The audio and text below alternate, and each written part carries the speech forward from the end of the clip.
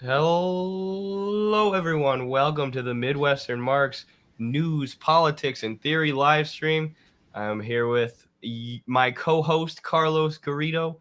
I got a good stream plan for you today. We're going to talk about woke imperialism and this recent video that was making the rounds on Twitter about communism in Cuba, probably in response to Christian Smalls, the famed Amazon organizer, tweeting that he went to Cuba and it helped create or make him a communist and a revolutionary.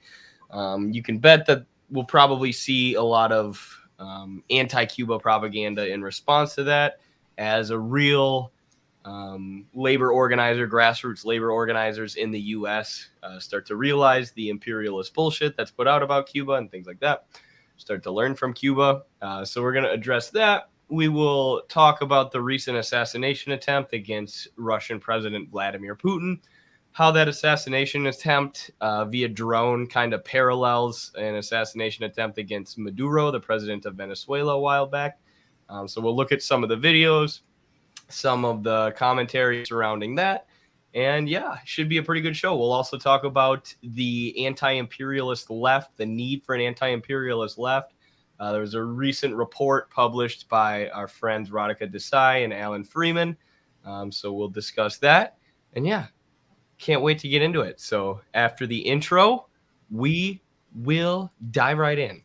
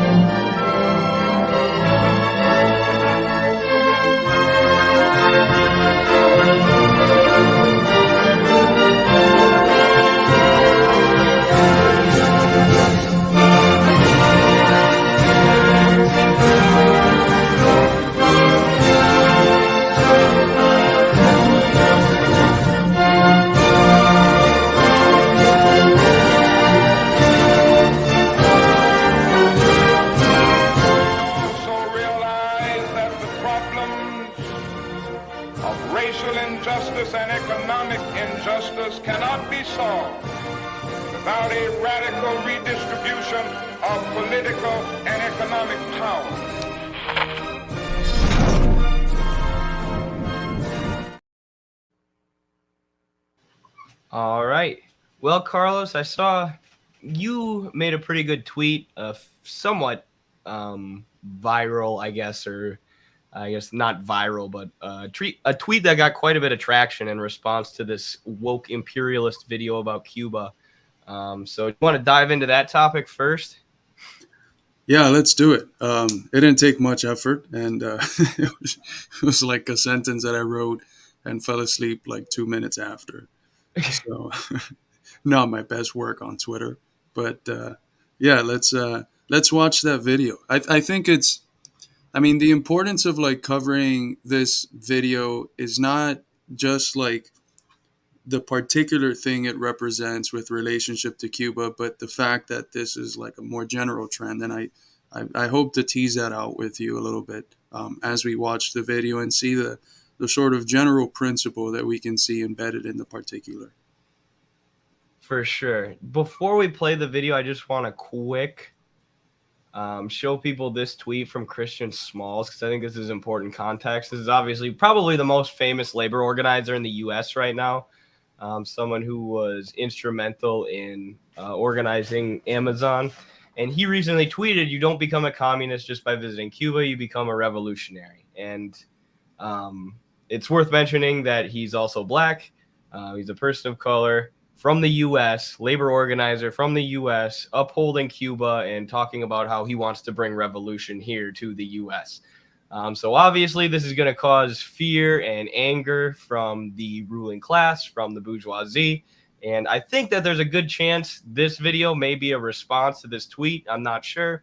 But either way, it's interesting context as Americans are starting to figure out, how nonsensical the anti-Cuban, anti-communist propaganda that we're fed every day is. And yeah, so here's Carlos's brilliant tweet that he made 2 minutes before falling asleep: a bag of lies to serve woke imperialism. I love it. But yeah, anything to say before we jump into the video?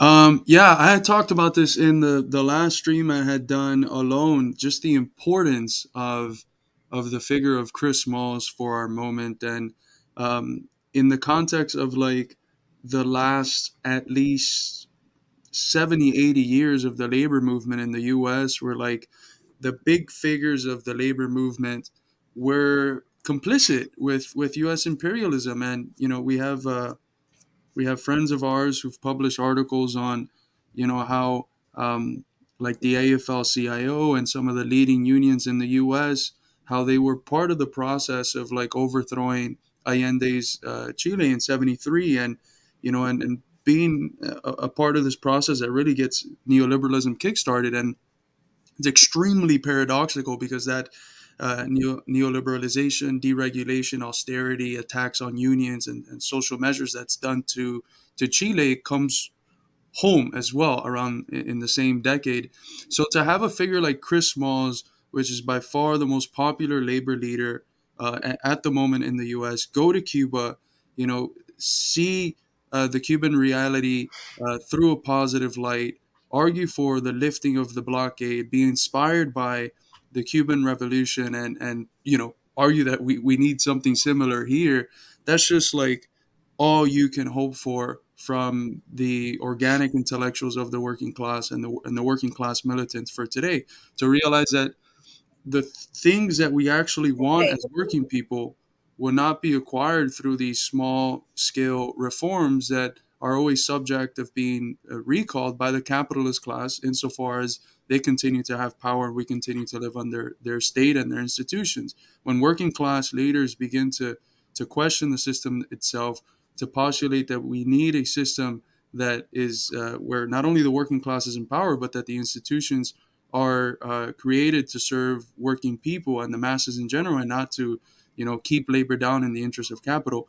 That's extremely dangerous, especially when it's conjoined with supporting actually existing socialism, which the Western left is notoriously bad at, and that's part of one of the three central critiques I provide in my book, The Purity Fetish and the Crisis of Western Marxism. So it's extremely exciting what we're seeing with Chris Smalls, and we're going to start seeing a bunch of reactions against it. And I'm hoping that, and I think he does, have the courage to, keep moving forward and not be burdened by all of these reactionary voices that are going to paint themselves as the most woke and the most progressives, and tell him not to support Cuba and do what this lady here is doing.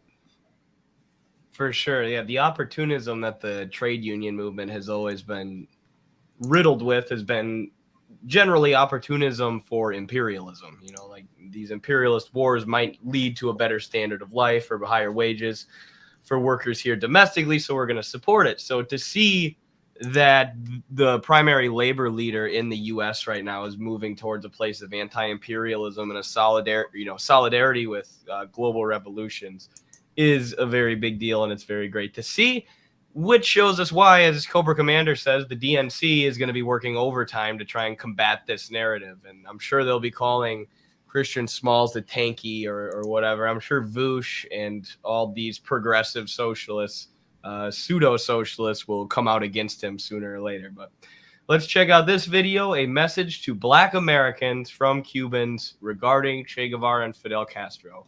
So I guess this isn't a message for us. It's only Black Americans, but I have a Cuban man sitting right here with me. So I feel like I guess you're qualified to talk about this. Half qualified, not not black grandma though. So I don't know, maybe a little bit more than half qualified. But there you go. Knows? And I'm 168th qualified. My great grandfather.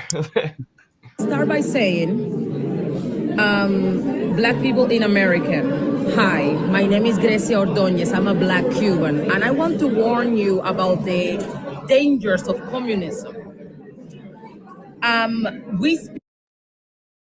Sorry, I have to stop it already. I'm always skeptical when people like lead with their race, or their gender or some identity group, because there are times like maybe I'm Cuban, okay, right? Or I guess if you're gonna comment on something you could say I'm a black Cuban if you're going to comment on issues that affect the Afro-Cuban population. But you could tell when they're saying it like this, when she's, in this super expensive art gallery or whatever, she's just going to hold that identity over you and say, this is why I'm correct. I am correct because of my identities, because of the color of my skin, which is a deeply reactionary idea, that we would judge people's arguments based on the color of their skin rather than the substance of what they're saying. Right. It ends up being just this tribalism that the people that critique wokeism from the left, that's what they're pointing at. It's a tribalism that tries to pass itself off as progressive, but it's, in terms of worldview, it's rooted in the most reactionaries of philosophical worldviews that have, from the time of the Enlightenment, been the ones that opposed the universal declarations of humanity and the forms that took in the critiques of Eurocentrism, and then it gets embodied through the philosophy of Carl Schmitt and then Foucault, and these worldviews that at times they present themselves as progressives, at times they're openly Nazi and fascistic, but it is the philosophical ground of the tribalism behind this form of wokeism. Big black liberation. Meanwhile, we are idolizing white figures like Che Guevara and Fidel Castro. Che Guevara was a privileged kid that was born in a privileged family that went to a university and one day decided that he didn't want to study anymore and he wanted to go around Latin America and play hero, right? Do you guys know about savior complex? That's exactly what he had. Let me tell you something else. How dare he? That bastard. He traveled to the poorest parts of Argentina, gave up all that wealth that his family had, gave up the life of privilege and comfort to go around on a freaking moped and, offer his doctor services, because even though apparently he was lazy and left school, he was a doctor and studied deeply. And he wanted to take his skills as a doctor and bring them to the poorest areas of Latin America. He has a savior complex. Don't you know that we live in capitalism, Che Guevara? Don't you know that you're just supposed to let millions of people die because they don't have access to healthcare? How dare you try and bring those people healthcare? And especially, how dare you try and change the structure of the system? How dare you try and change things structurally so that the thousands and thousands of people who are dying every day in Latin America because they didn't have healthcare, are able to live? How dare he? That's a savior complex.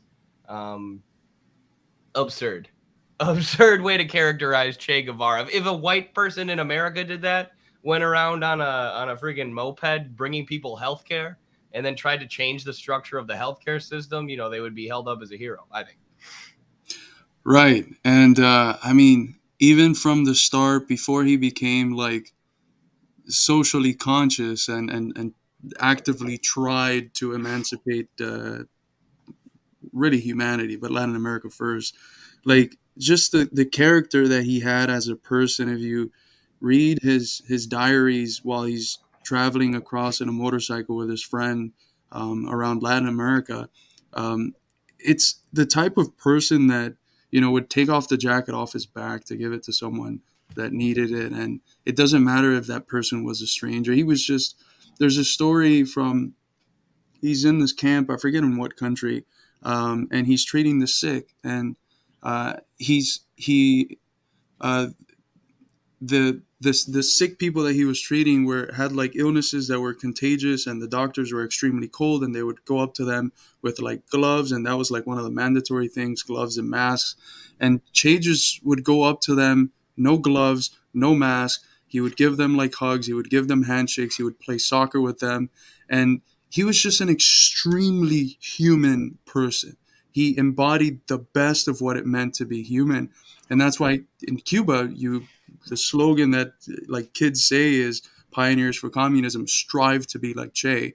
It's not because Che was white or because he was, he had the savior complex. It was because he was an exemplar human being who was constantly participating in self-criticism and trying to make himself better. And it's so ungrounded in anything close to reality what this lady's saying. Yeah, and I said I said if there was a white American who did the same thing Che did, they would be held up as a hero. That's not entirely true. I want to correct that statement.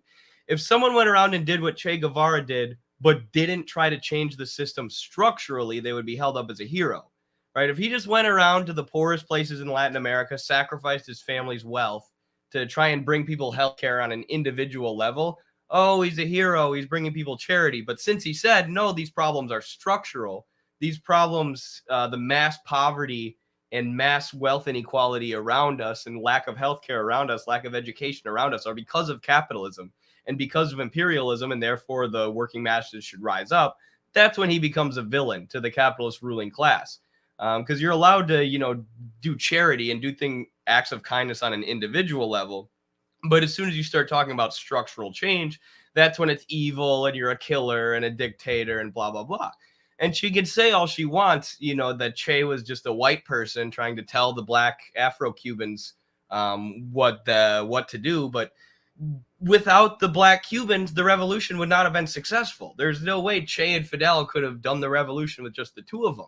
It was because the black Cubans had been exploited for years and years and years, and oftentimes brought over on boats and kept as slaves and were the most exploited members of the Cuban working masses, that they were willing to rise up. They were willing to rise up because of the exploitation and the oppression that they felt on a daily basis. So they joined Che and Fidel's revolution.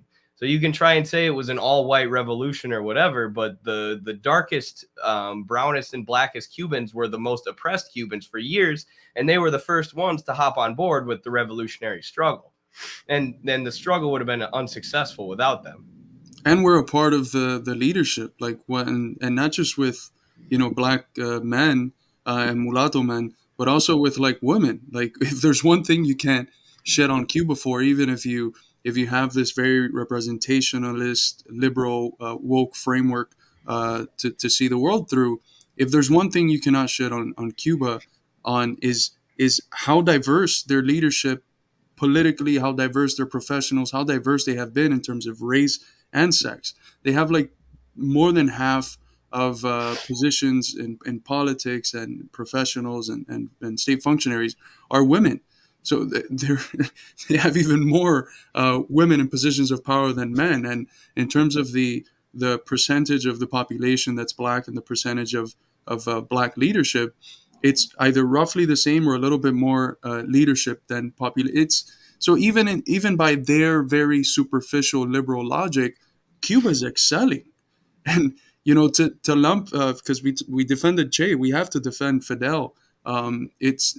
It's insane. It's just so insane to say Fidel was just a privileged white guy. Like, we're talking about someone who sent things to Africa, to Angola, to South Africa to fight off apartheid, while the U.S. was funding the apartheid regimes. He sent resources and people that Cuba couldn't afford to really send at that moment because it was developing. It had lost most of its human capital that fled to the U.S. once the revolution hit.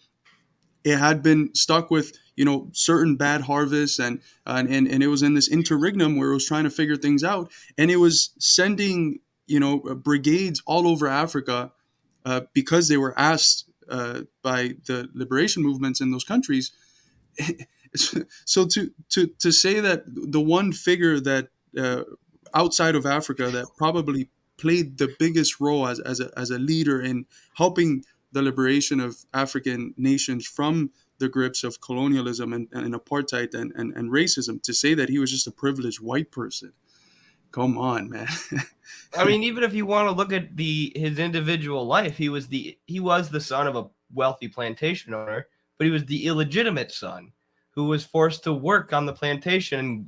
That's largely what radicalized him, the fact that he saw all of the people who were basically enslaved by his father living on these company towns. And because he was the illegitimate son, he didn't have, the same privileges. The dad kind of tried to hide Fidel and just make him work. And he rose to become this prominent political figure by his own merits. He pulled himself up by his bootstraps, if you will. And as Count, just real quick, as Count Orlock 22 says, Cuba offered sanctuary to the Black Panther leadership when they were being targeted by COINTELPRO and brought up on bogus charges. And Asada Shakur is still in Cuba. Many of the prominent Black Panther leaders that have faced political persecution from the U.S., they're in Cuba. They were given a sanctuary in Cuba, and their experience in Cuba is one where they say that, some say either racism is inexistent, others say they're actively trying to combat the little bit of race prejudice that still exists. That's a leftover remnants from, the colonial experience that Cuba had to live under for 300-400 years. More black blood in their hands than Fidel Castro and Che Guevara. They intervened in the Congo War, but in 2021, if you do your research, the Congo government had to issue an apology for the genocide committed in that time. Not just that, how can you be for Black people in other countries while the Black people in your country are being... That's like saying that Stalin intervened in Nazi Germany, and the government later on of West Germany would have to apologize for the genocide. That's how the level of stupidity that is. Just because they were involved, now they're tying the numbers of deaths, which were the deaths that were brought about by the apartheid government that they were fighting against, to Cuba. It's like the sort of logic that not even a kindergarten kid would provide, just because of how insanely stupid it is. And when did Che go to the Congo? It was after the assassination of Patrice Lumumba, the Lion of the Congo, the socialist organizer and leader in the Congo, that promised to bring the people healthcare and education and economic development before he was assassinated by the United States. So then Che went to help and try and reorganize the people in the Congo who followed Lumumba, who had become, splintered because of that CIA infiltration. And it was unsuccessful because they weren't well organized. But to act like Che Guevara was the one killing Black people and, destroying countries in Africa after the CIA killed Lumumba and did everything they could to destabilize this region, and Che went to try and help organize the people, is just a complete inversion of reality. It's an inversion of history and what really happened. And then she's got the nerve to be like, if you do your research, says me in this like giant Western museum, if you do your research, you'll know Che killed all these people in the Congo. I have done my research about that issue. You're a fucking liar. Kept as political prisoners and oppressed. There was no equality for Black people under that dictatorship. Wake up.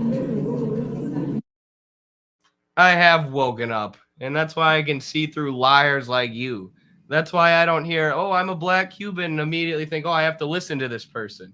Because I realize how the empire weaponizes wokeness, how they weaponize identity to try and stop anything that's beneficial for the working masses, for regular people, and for Black people in Cuba. This person in reality is arguing for the U.S. empire to overthrow the Cuban government that's brought Black people healthcare, that's brought Black people freedom, that's brought Black people education. Like, I always like to bring this up because this is like my favorite wrestler of all time, Mijan Lopez Nunez, 4-time Olympic champion, right? If there's no revolution, this guy is probably just working in a plantation for his whole life under some Western capitalist landowner or some comprador landowner. But instead, because they did have a revolution and because they did bring freedom to the working masses of every color and ethnicity, shape and size, their people are able to pursue things like sports. They're able to pursue intellectual pursuits. They're able to not die when they're 22 because they can actually afford healthcare. None of that was a thing before the revolution, right? But you want to talk about how the revolution oppressed Black people. Look at Cuba before 1959. Look at how Black people were doing. They were working on plantations. If you go back further than that, they were being brought over on boats as slaves by the Western imperialists. And then today you have Black Cubans winning 4 Olympic gold medals and educating themselves and pursuing degrees and becoming doctors. Like, what the hell are you talking about? It's the complete inversion of reality. It'd be like being like saying Abraham Lincoln in the Civil War oppressed black people in the U.S. The war to free the slaves actually put black people under horrific oppression. I dive from two of these Oh, comments. sorry. One of them from Ware Pilgrim. She's got a PhD from PragerU, and Joseph George, Latin Candace Owens. Yeah, it's absurd, and all of those programs are like free, which is a big difference from pretty much anywhere else in the world that's not socialist. These people are developed thanks to the Cuban system. They're given all of these opportunities that are inaccessible even to many people within the imperialist core. They become successful, and then once they're like the top of the line successful, a lot of them are attempted to be bribed by the interest in Miami and the Cuban diaspora to speak out against the government. And it's ridiculous. Just look at it from like the government standpoint. You have spent all these resources on developing these people and making them into who they are. And then once they get their prime and they have the capacity to then give back to society what society has given to them, they're bribed by the the people in the core of the empire and the imperialist core to turn against their government and talk trash against a government that is responsible for all the virtues that they have been able to accumulate over however long they have been training. So it's absolutely disgusting, but this is something that we have to talk about because it's been used against Cuba for a very long time. It's been used against Venezuela. We had someone from, I don't remember if it was The Nation or Politico. I think it was Politico. They had reached out to you to do an interview on, whether you were supporting Maduro's oppression of LGBTQ people or fake solidarity with LGBTQ people. We have to understand that, whether you want to call it woke washing or whether you want to call it wokeism, I don't care. The point is that the liberal wing of empire, which is the most successful in legitimizing empire ideologically, needs to paint these missions that it's doing and attempting to topple the government through hybrid warfare that are outside of its sphere of influence. It needs to moralize these missions in the same way that the Christian Crusades moralized their missions. And the way that they moralize it today is through wokeism, through appealing to these issues of of black minorities or of Muslim minorities in the case of China with the Uyghur, or of LGBTQ people. And all of these issues are instrumentalized by empire in order to get well-meaning people to go in line with their imperialist narrative. It's what allows for the most successful form of atrocity propaganda, because the sensibility of the vast majority of people within the empire is such that they are in tune with racial injustices, with sexual injustices, with gender injustices within the imperialist core. And so they use that same language that they're used to tying to progressive movements in the imperialist core. They use it in order to provide atrocity propaganda of governments that they don't like, that they want to try to overthrow, and get the consent of the people within the imperialist core. And if we don't fight against that, if the only time we critique imperialist ideologies when it comes out of the conservatives, we're being one-sided in our war of positions and our ideological warfare against capitalist imperialism. We can't defeat bourgeois hegemony if we're only criticizing one form of it, especially when the form we would not be criticizing if we don't attack, woke imperialism or woke-washed imperialism, that form is the most dominant one. It's the most successful. So this video from this lady, it's a general trend, and in Cuba it's been used with the San Isidro movement. It's a movement of black artists that are supposedly being suppressed and oppressed, but yet somehow they're still free to come in and out of the country to meet with Trump and with DeSantis in Miami, and to get funded from Radio Marti and TV Marti and all these sources of diasporic media that have received over the last 2 decades, according to the Cuba Money Project that's ran by Tracy Eden, they've received more than $1 billion of U.S. taxpayer money.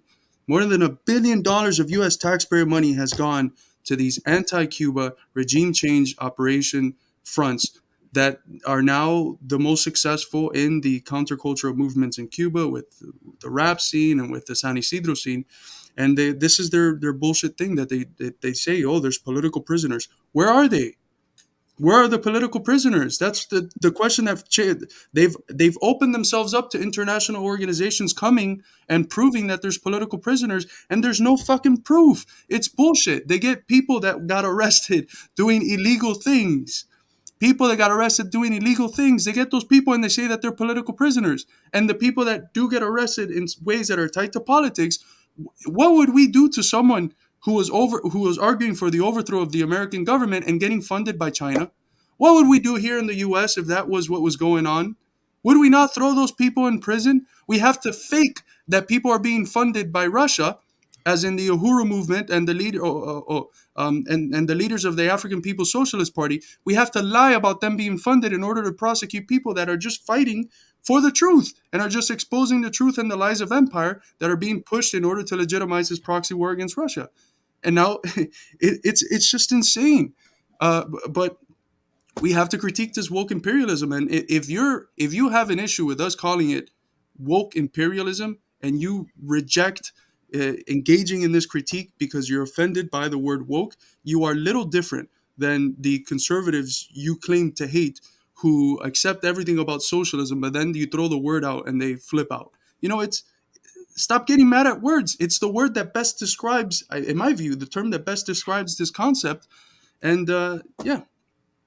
It is interesting how many liberals will accuse conservatives of being in an echo chamber and just being resistant to any other ideas, but then they don't see that they're also in a similar echo chamber. And that's why this critique of wokeism is so important. And going back to what you said about the Politico article, they reached out to me for a comment of trying to do, basically a woke imperialist article saying that Maduro was weaponizing LGBTQ rhetoric for, to be a dictator or whatever.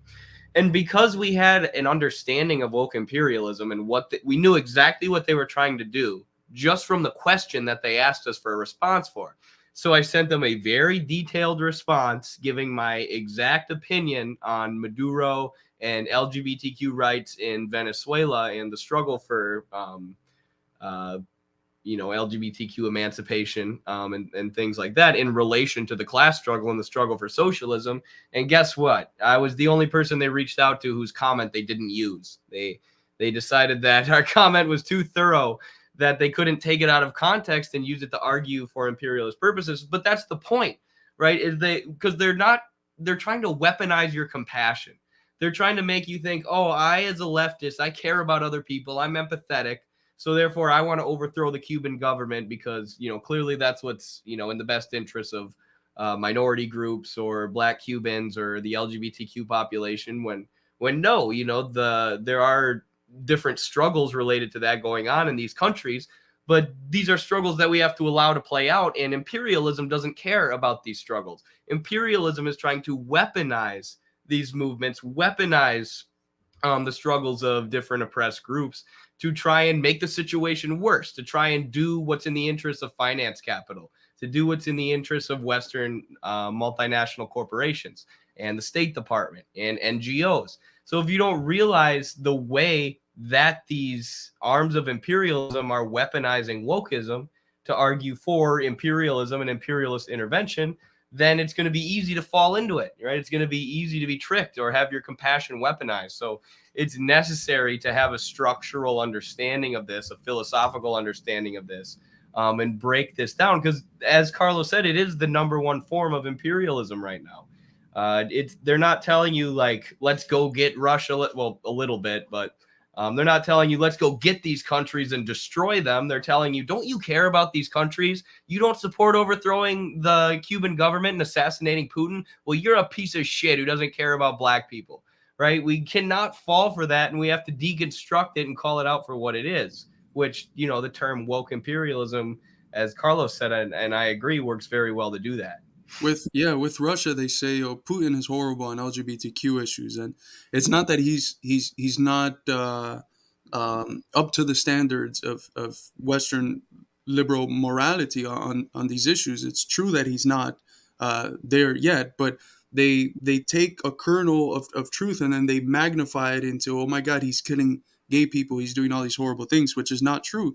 And the evidence that they usually provide, specifically when it's tied to a socialist country, is as reliable as the evidence that you can find for Santa Claus's existence. But it's, there's this really good quote that Count Orlok 22 put.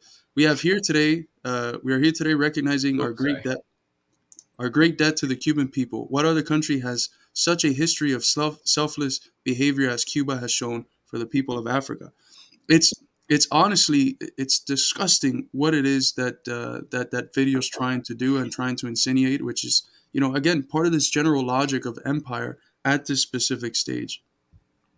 Yes. And the empire. What? Go ahead. Sorry, I was going to say this and I forgot it and it just came back to me. But this is all the while black people and poor white people and Hispanic people and people with mental disabilities are still being fucking lynched in the US. They're still being lynched by the police and by, vigilantes, as what happened now in New York at the train station. That happens all the fucking time to thousands of people, disproportionately black, but also white people and Hispanics who are killed in the street by cops and by other vigilantes of sorts. Those are forms of lynching that are still going on in the empire at rates that you won't find any parallel to those rates other than the ones you find in fascist states. Yeah, but why would we do anything about that when we can overthrow the Cuban government? Right. Yeah. It's not like every time the U.S. overthrows a government, more extremist terrorist groups rise up and to fill the power vacuum. This is, by the way, I forgot. Carlos just reminded me that we actually published. That's a funny thumbnail. We actually published our response to Politico. So if people are interested in reading that, since they wouldn't publish it for us, even out of context. I linked it to the chat, by the way, at least for the YouTube people. Let me put it up for all destinations. I did. I put it up for everyone, actually. I think. Okay. You can do it again if you want. Yeah, so I think we should probably hit some of these super chats that we got during that segment. We got a lot of good ones. Barry McCockiner says, I wonder if people like Yeonmi Park and this lady are a part of a CIA program. So Yeonmi Park, I actually did a deep dive into her the other day. I did like hours of research into this atrocity, this specific form of atrocity propaganda, and people can check that out here if they want.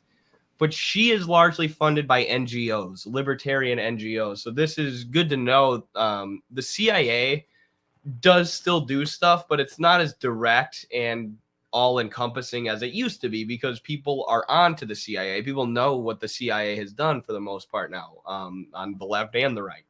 So what Ronald Reagan did in the 1980s was he created the National Endowment for Democracy, the NED, which is basically a private version of the CIA.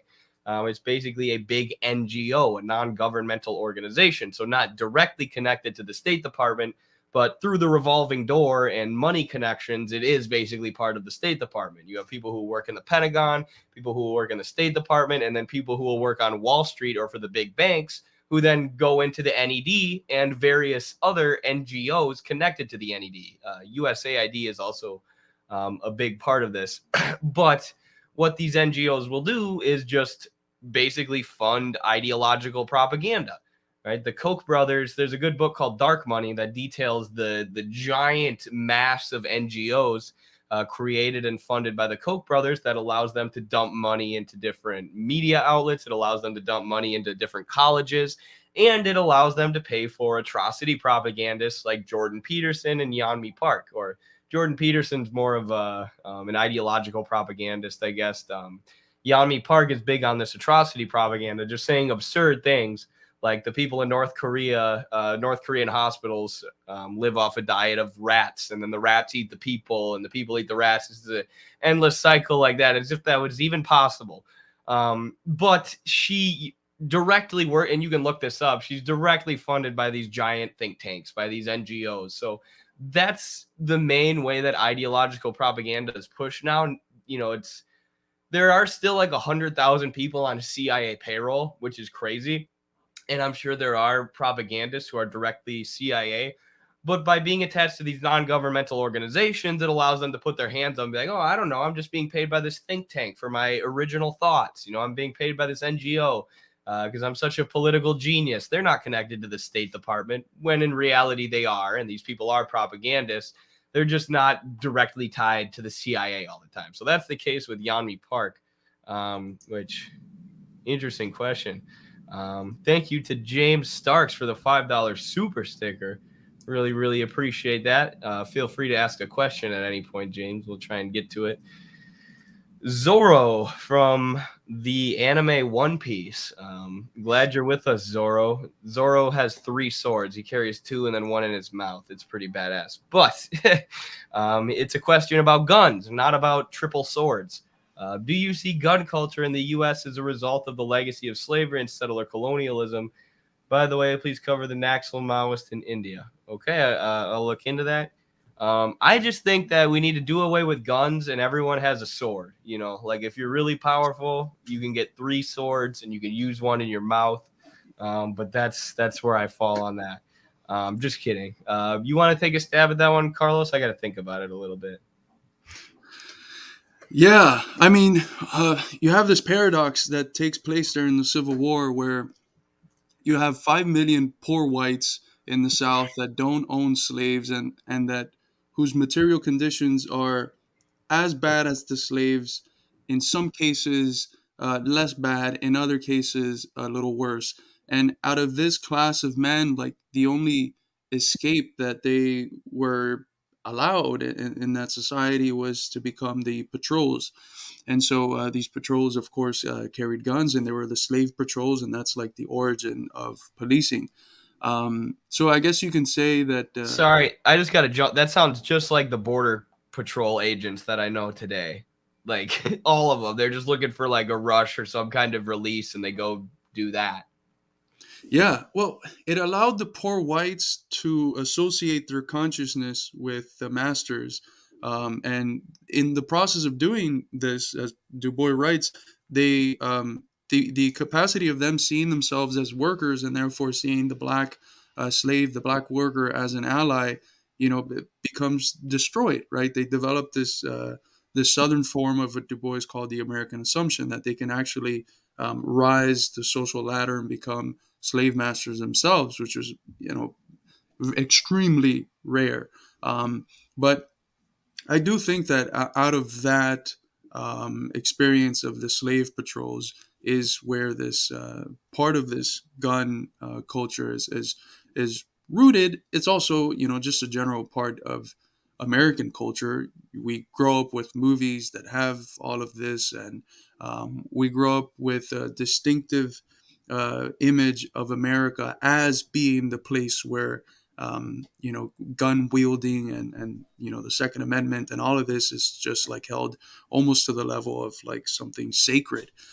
So it is, perhaps rooted in those longer currents, but I don't think we should undermine the role that it has played in Hollywood culture and the other ways in which that extends itself into. I mean, you ask, if you look at like memes about America from other countries, they're all like tied to guns. So like it's very clear for people outside the US that there's something in our culture that's very like fetishistic when it comes to guns. True. I think there's all sorts of factors, like including even small ones, like the popularity of hunting.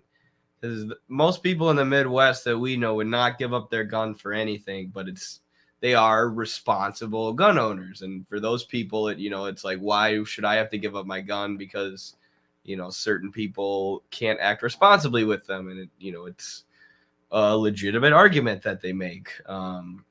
So there's that too, but I mean that's a small factor. There's all sorts of small factors that contribute to the gun culture that we have today, but.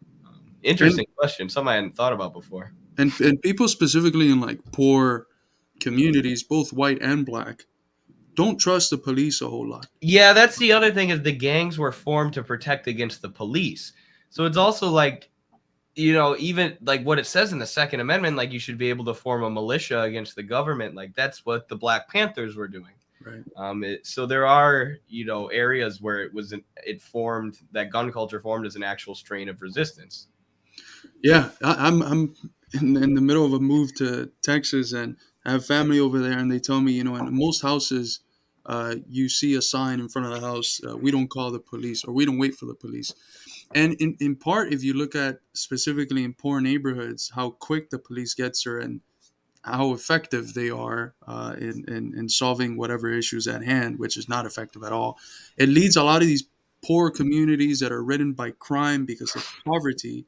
It leads them to be forced into a condition where their sense of safety can only come from self protection, and if the person that they'll be attacked at likely has a gun, they can't show up with a knife to a gunfight, sort of thing. So there's certain material conditions that incentivize in poor communities the need to have a weapon, and tied to that, the proximity to fetishizing guns in the way that culture already has shaped a big portion of the American consciousness to do.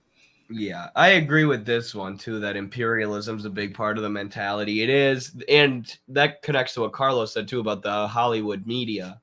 That's been heavily controlled by the Pentagon and the military-industrial complex and the arms of imperialism. And recently, we had the mass shooter who was directly inspired by the neo-Nazis in Ukraine. Said it in his note. Said that he was inspired by the Azov Battalion and these groups in Ukraine that are being funded by the imperialist U.S. and NATO. So it's also something that results from imperialism and the ideology of imperialism. Also got super chat from Ross. Thank you, Ross, for the 10 pounds. Always like to give Ross a shout out and say to check out his Substack if you're interested. He's been writing some interesting stuff and some interesting commentary about Midwestern Marx and, sort of our line of thought, which is really interesting for Carlos and I to see too. So it's euros, by the way. What? Euros. Did I say pounds? Yeah. Whoops. It looks like a little E, but with the extra line. That's how I remember it. Also, thank you to Alesha Shaffin. She says, or they say, hello all, celebrating the anniversary of the May the 4th movement in China and mourning the anniversary of the Haymarket Massacre, right, and the Kent State Massacre. Also, very happy early birthday to Karl Marx. A lot of things going on in this 4th to 5th. The May the 4th movement in China, of course, is part of the culmination of the New Culture movement, which is the precondition for the development of the Communist Party. And then later on, the success of the Communist Party in various regions in China, because the PRC is established in 1949, but from before that, there was large chunks of China which were already being governed by the Communist Party, and a lot of the Communist Party leaders come from this New Culture movement, which sort of epitomizes in the May 4th movement. And the Haymarket Massacre, we talked about this the other day on May Day, International Workers' Day. That the grounding event for International Workers' Day is this Haymarket Massacre, where 7 militant workers were killed by the state on May 4th, and one of them was condemned to 15 years in prison for fighting for an 8-hour workday and for better working conditions, and being set up in a show trial and accused of planting a bomb that none of them ever had any connection to. For sure. I like how you corrected me on the euro versus pound as if I haven't read Capital Volumes 1 and 2. Like I you know how many how many calculations with pounds of linen I've read? I'm sorry, I misspoke. I actually, of all the currency I don't know, I actually do know that one. But yes, thank you for the super chat, Alicia. Yeah. I think that might be another one that I've been saying incorrectly. I've been saying Alesha, and I hear you say Alicia now. I might be wrong too. I probably am. All right, let's talk about the recent assassination attempt against Putin, because this is wild news. This is, from a geopolitical perspective, it doesn't get much crazier than this. And I mean, this is why I made a big deal about it. And of course, this wasn't really reported on in Western media because it reveals, what NATO's real interests are in Ukraine and what they always have been in Ukraine. Similar to, they didn't report when Angela Merkel came out and said that there was never plans for peace agreements in 2014. It was just the U.S. built and NATO building up military forces in Ukraine until they could attack Russia offensively. So when the U.S. and NATO gave Ukraine the go-ahead to start launching drones into Russia, it's like, okay, this is what they always wanted, to be able to launch offensive attacks from Ukraine into Russia.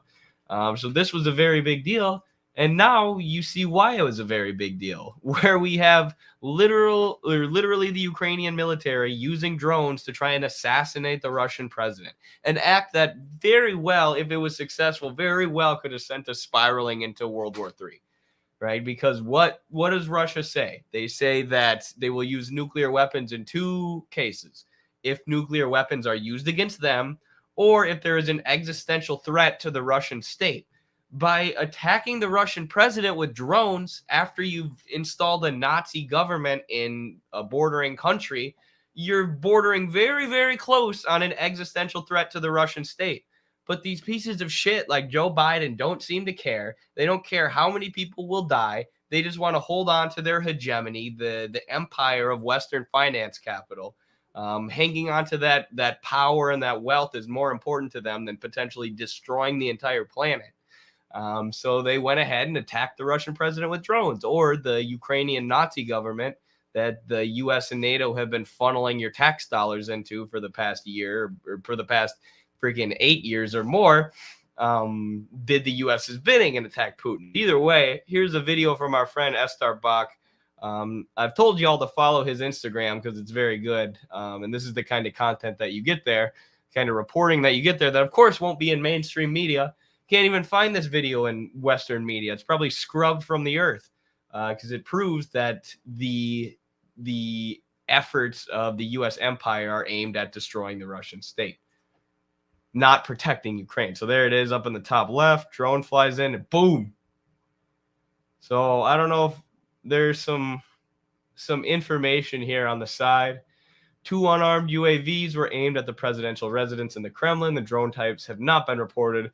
The military and special services used radar warfare systems to disable the devices. Nobody was injured from the falling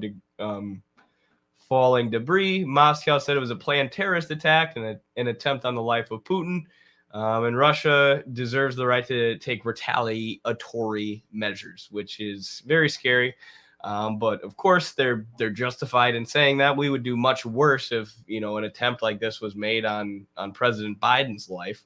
I mean, imagine if Russia overthrew the Canadian government and then started launching drone strikes into the U.S. Just imagine how we would react. They would have launched nukes yesterday, which is why Russia's actually being very measured in their response to all this, just blatant aggression from the West.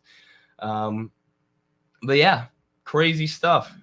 It's insane how scary this is, and how easily it can tiptoe us into the precipice of nuclear Armageddon. No one wins here. From the beginning, we've been saying it. This isn't just a proxy war against Russia. This is a war against humanity. Because once you engage in this sort of relationship with a nuclear-armed power, you are putting humanity as a totality on the line.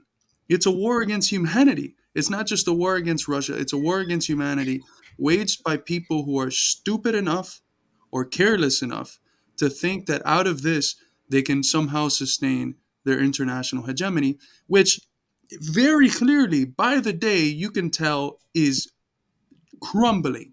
Just crumbling. Just look at the amount of international trade that's done on the dollar. It's supposed to be by 2030 down to 30%.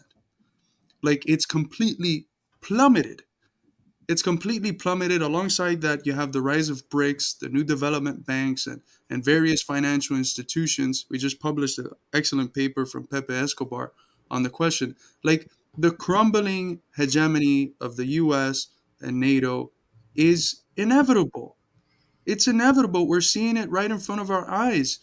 So the fight that they're waging is in vain. What they're trying to preserve, they're not going to preserve it.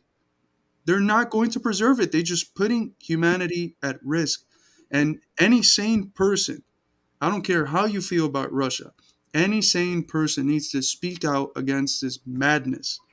And this shows that the concerns that Russia has had the whole time, the red lines that they have put, are sensible. Their president could have been murdered by a terrorist attack. These are sensible red lines that if you did the thought experiment that Eddie just asked you to do, think about China overthrowing the government in Canada. How would we react when missiles can get to to Washington within seconds or minutes?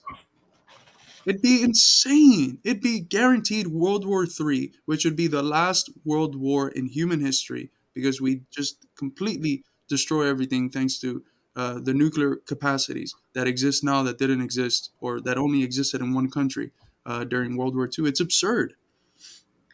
Right, and people, this is a little bit of a different point, but people say, if socialism's so good, why did the KGB exist? Why did the Stasi in East Germany exist? Why does the Cuban intelligence agency exist? Why do they need their own version of the CIA? Well, this is why. Because the U.S. is trying to kill their presidents with fucking drones. So they need to do something about that. And without the Cuban intelligence agency, Fidel Castro would be dead. You know, the revolution would have been done in by the Western imperialists. So yeah, you know, sometimes they need to do authoritarianism in response to the horrific imperialist aggression from the West. And yet you still have Westerners who will dismiss socialism because socialist countries have their own intelligence agencies. Like, wake the hell up. We're literally attacking their presidents with drones. Not to say Russia's socialist, but same thing. They need some kind of intelligence agency as an anti-imperialist country. And we know, like, this is not the first time this happened. Russia's just a country that's strong enough to actually clap back against the U.S. at this point. But the U.S. tried to kill Maduro with drones on live television. They tried to kill this man with drones, or the U.S.-backed opposition terrorists who swear up and down that they're not violent terrorists and that they're being horrifically oppressed. Every time they try and shoot Maduro with drones, or one of them stole a government helicopter and flew it to the Capitol and fired grenade launchers at Maduro. And then they arrest them and they're like, oh, we are oppressed. Look at the dictatorship. Like, again, imagine if this happened in the U.S. Imagine if you stole a military helicopter and fired grenade launchers at the president. Yeah, you're going to get arrested. That's what any rational country is going to do.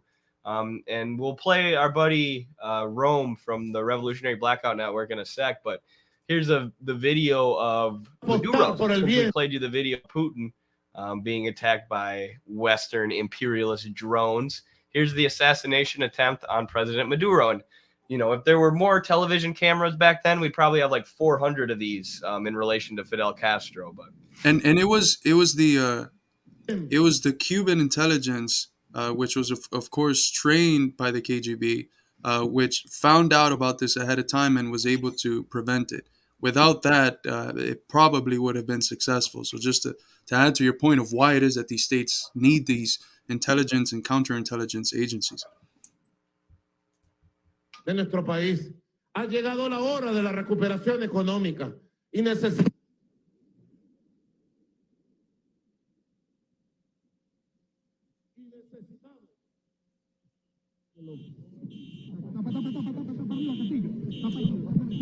vamos por la derecha.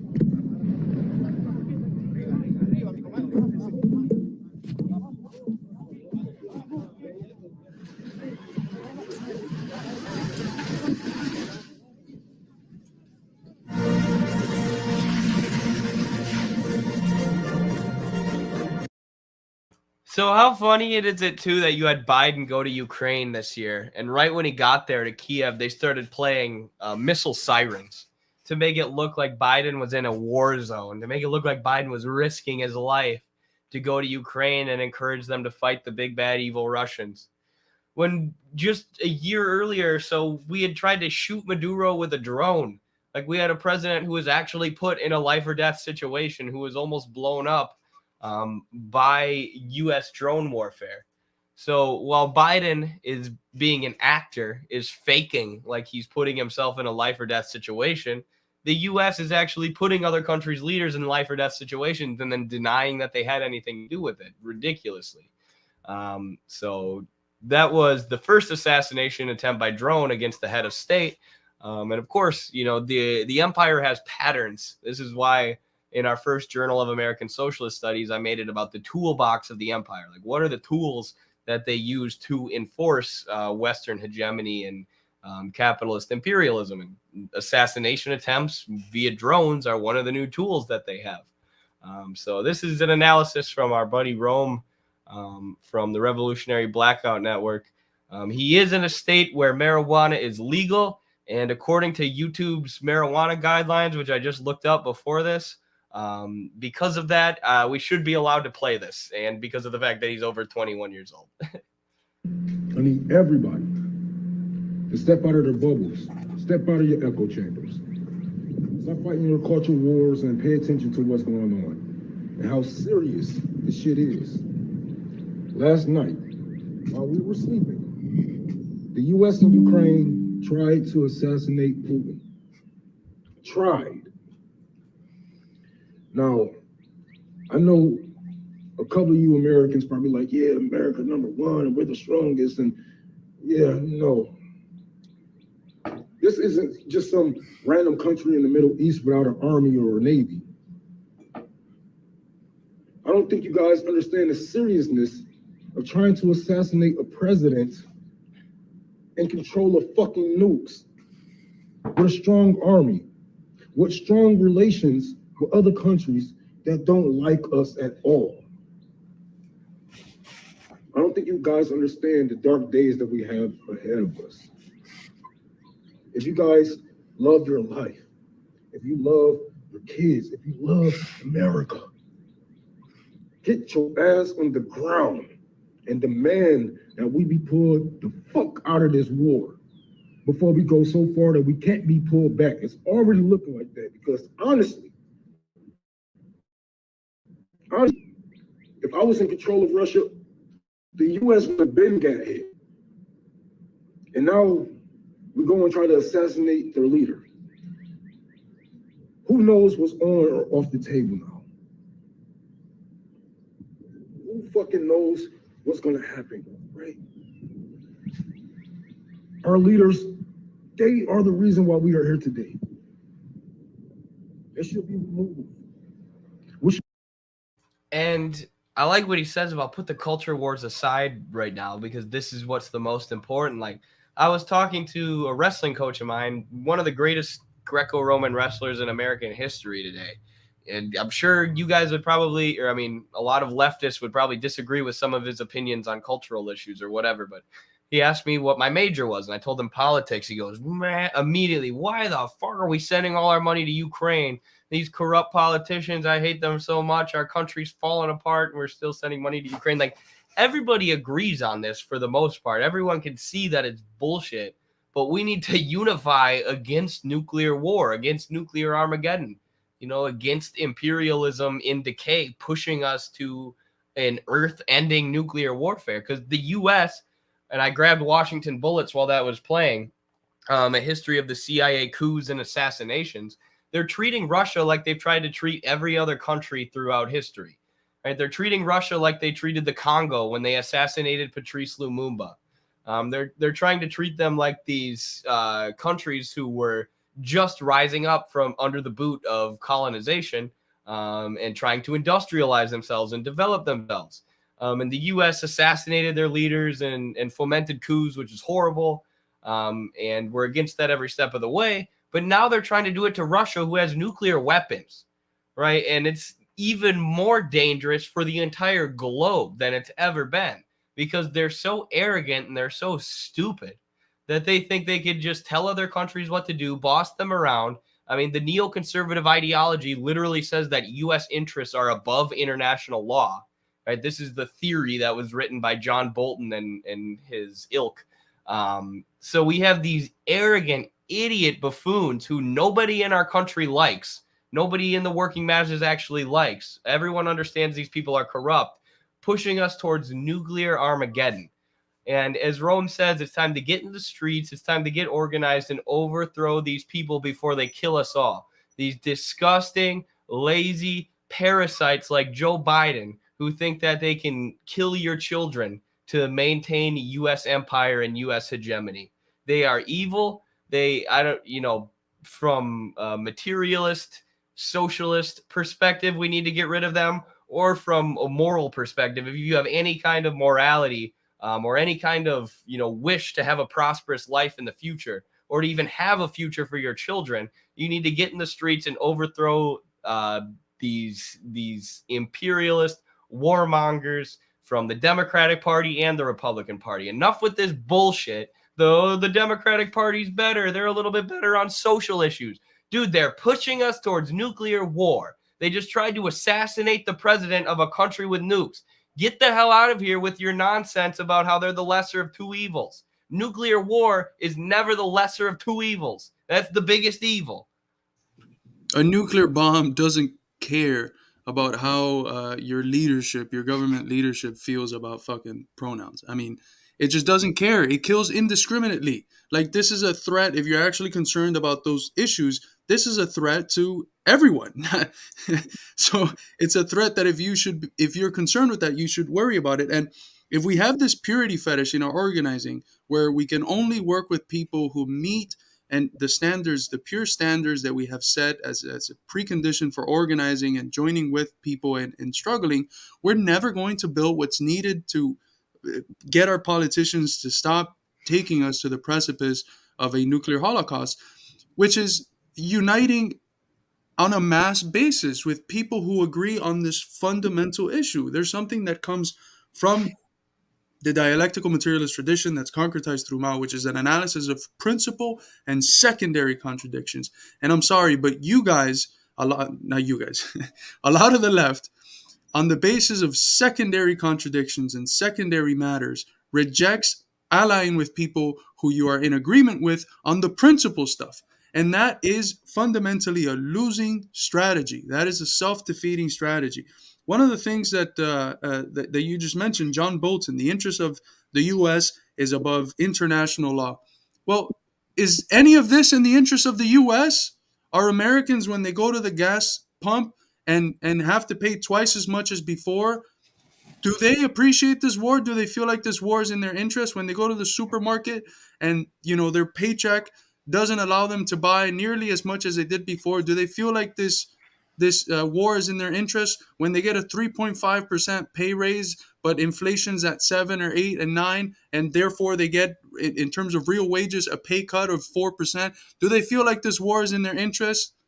No, of course not. This war is in the interest of the owners of capital, of monopoly capital, of the people that actually control the government, because it's a government of, by, and for the largest interest, the largest capitalist interest in the country. And one of the points that Rome says, it might be, funny to listen to. Had it been me, I would have blown up America or something. But there's an essential point being made there, which is that Russia is extremely sensible. It's been extremely fucking sensible through and through, because they had their red lines violated, red lines that have been very clearly drawn for decades. For decades. They had people that were primarily ethnically Russian bombed for 8 years. They were asking for Russia to intervene. The Communist Party of the Russian Federation, the second largest party in Russia, was asking for United Russia, the ruling party, to intervene and to help people that were being massacred by fucking Nazis. And they waited 8 years. They tried to do it the peaceful way. They tried to stop it peacefully. And now we know, thanks to Angela Merkel and others, that the whole peace treaties, the Minsk Accords, were bullshit. They never wanted peace. What they wanted was time in order to build up Ukraine to do what they've been doing since last year, which is direct proxy war with Russia, with boots on the ground from NATO and the US. Russia's been extremely sensible. Now let's see how they react. Let's see how they react, because the rational thing would have been, the rational thing that any country would have done, it would be a very serious response that would have us right now fearing for our fucking lives. Let's hope that they continue to be rational and they continue to be sensible and don't do what any regular human being, if they was an individual affair, would do, which is retaliate in a similar or worse manner.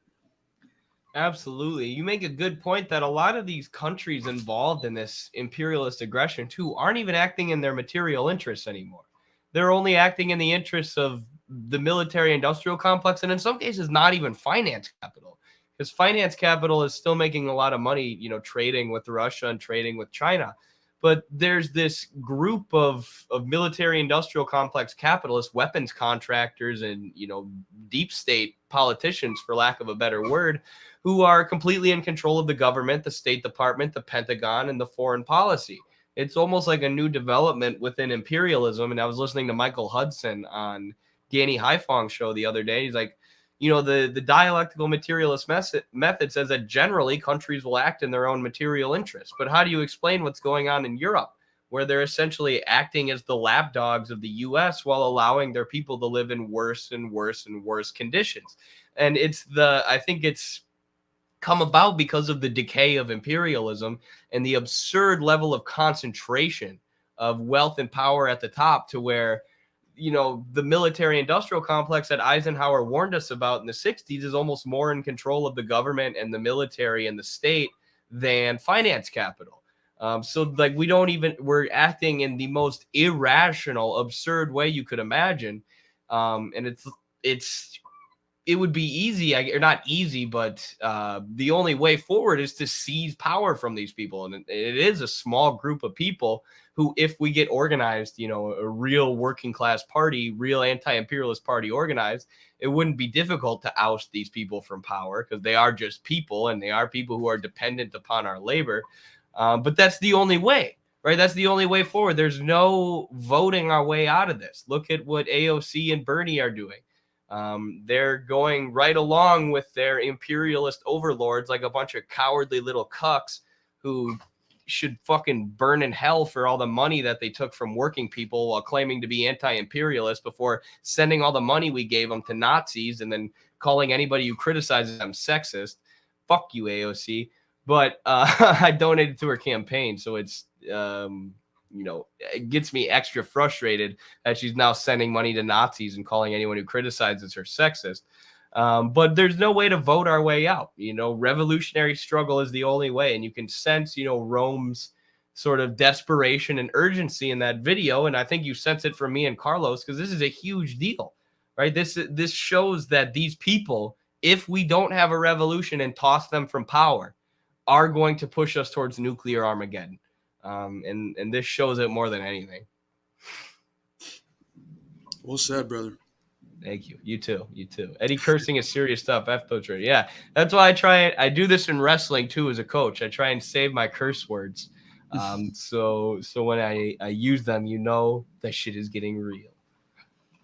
I curse very frequently, so I I kind of do too. We got a super chat from Zorro. Thank you, Zorro, for another super chat. Suburbs are modern segregation, mass housing now. What do you say to that, Eddie? Yeah, it reminds me of my video that I just did about the livable cities, livable neighborhoods. Better for human connection. They desegregate things. They're cheaper. They're better for the environment. Like city design right now is capitalist city design, which means it's segregated. It's puts poor people in environments that are not conducive to flourishing and living a happy life. And they've done experiments now where they set up public housing with a lot of, you know, community gardens, public parks, bike paths, things to facilitate community, and that have been built sustainably. And they've led to much higher levels of happiness. You know, poverty has just sunk. Employment has gone up in these areas. And it's just by changing the living environment, which, you know, it shows how absurd this pull yourself up by your bootstraps idea is, because we know human beings are products of their environment. And just by changing the housing situation, you can lead to all these beneficial results for humans. But we will never do that under a system where the housing is controlled by landlords. And, you know, of course, it would also combat the history of redlining and the history of what you're pointing out here, white people being allowed to have this white picket fence in the house in the suburbs, or at least, you know, in the 70s, 80s. That's going away now. But whereas black people are expected to live in the slums or whatever. And that was systemically enforced throughout the last 100 years of American history. So moving to a socialist method of neighborhood and house building an organization would combat that legacy of structural and historical racism. Absolutely. Well said. So yeah, it's any other topics that you'd like to discuss today? Let's just show people this paper that we just published Yeah. from our friends Alan Freeman and Radhika Desai, a worldwide anti-imperialist left, why it is needed and what it must do. Great paper, gets to the heart of the issue, gets to what we were talking about this whole stream with the woke imperialism and this idea that leftism is just being a little bit better than the Republicans on issues of identity or on abortion or on these social issues, which are important, but what we need to do is unify in favor of the working class, in favor of class struggle, and against nuclear war and against imperialism. And without anti-imperialism, there is no left, right? We'll always fall apart into this Bernie AOC left, saying that we need to continue sending weapons to Nazis in Ukraine for freedom and democracy. Without anti-imperialism, there is no socialism because capitalism's in its imperialist stage. Capitalism is a global system. So if you're not fighting global capital, if you're not fighting the interests of capital on the global stage, then you're not fighting capital at all.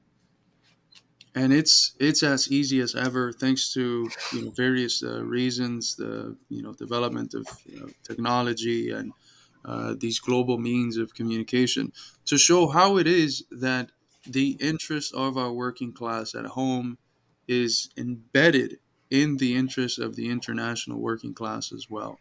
And it's the same small ruling class that oppresses us and exploits us at home that does regime change operations in Venezuela and Cuba and China, everywhere, basically everywhere in the world. Because really, I think there's only 3 countries that are populated by less than 500,000 people that the U.S. hasn't tried to overthrow. So it's the same ruling class, and it tries to divide us not just within from each other, but it tries to divide us from the international working class. I mentioned this on my May Day stream, that part of one of the ways that it does this is by celebrating celebrating Workers' Day on September 4th, as opposed to on May Day, May 1st, which is when the rest of the world celebrates it. That, believe it or not, regardless of how symbolic it might seem, is something that's substantive, because workers would be able to see the international character of their class more easily if they were able to celebrate Labor Day on a day that everyone else in the world celebrates it, especially when everyone else celebrates it that day because of an event that's tied to a struggle that was waged in the U.S., which was the Haymarket Massacre, which occurred today, May 4th. So, yeah. For sure. And we republished that piece from Radhika and Alan. So if people want to check that out on Midwestern Marx, it's there. I got a couple good chats here that I want to comment on. I'll go for this one first. New viewer here. I'm curious what you think of when people say Russia's war against Ukraine is imperialist. Just wanting to know your opinion. Been watching a lot of vids. Quite thought-provoking. Yeah, if you want my full opinion on this, I think this video sums it up better than any of them. Eddie reacts to Marxist Paul's video on campism. This is a Marxist who we agree with on a lot of stuff, on the principles of Marxism and stuff, but who called Russia's intervention imperialist and said that anybody basically said any people who are critical of the NATO war effort and stuff in Ukraine are hypercritical of it. That's not fair. He says the people who are being pro-Russia or supporting the intervention in any way are supporting imperialism. So here I break down that idea fully. But like Carlos said earlier in the show, the Communist Party of Russia, as well as the people of the Donbass, requested that Russia intervene 10 times before Russia actually did. So Russia didn't want to get tangled up in this intervention. It's not like they were drooling over resources and stuff in the Donbass, which there are.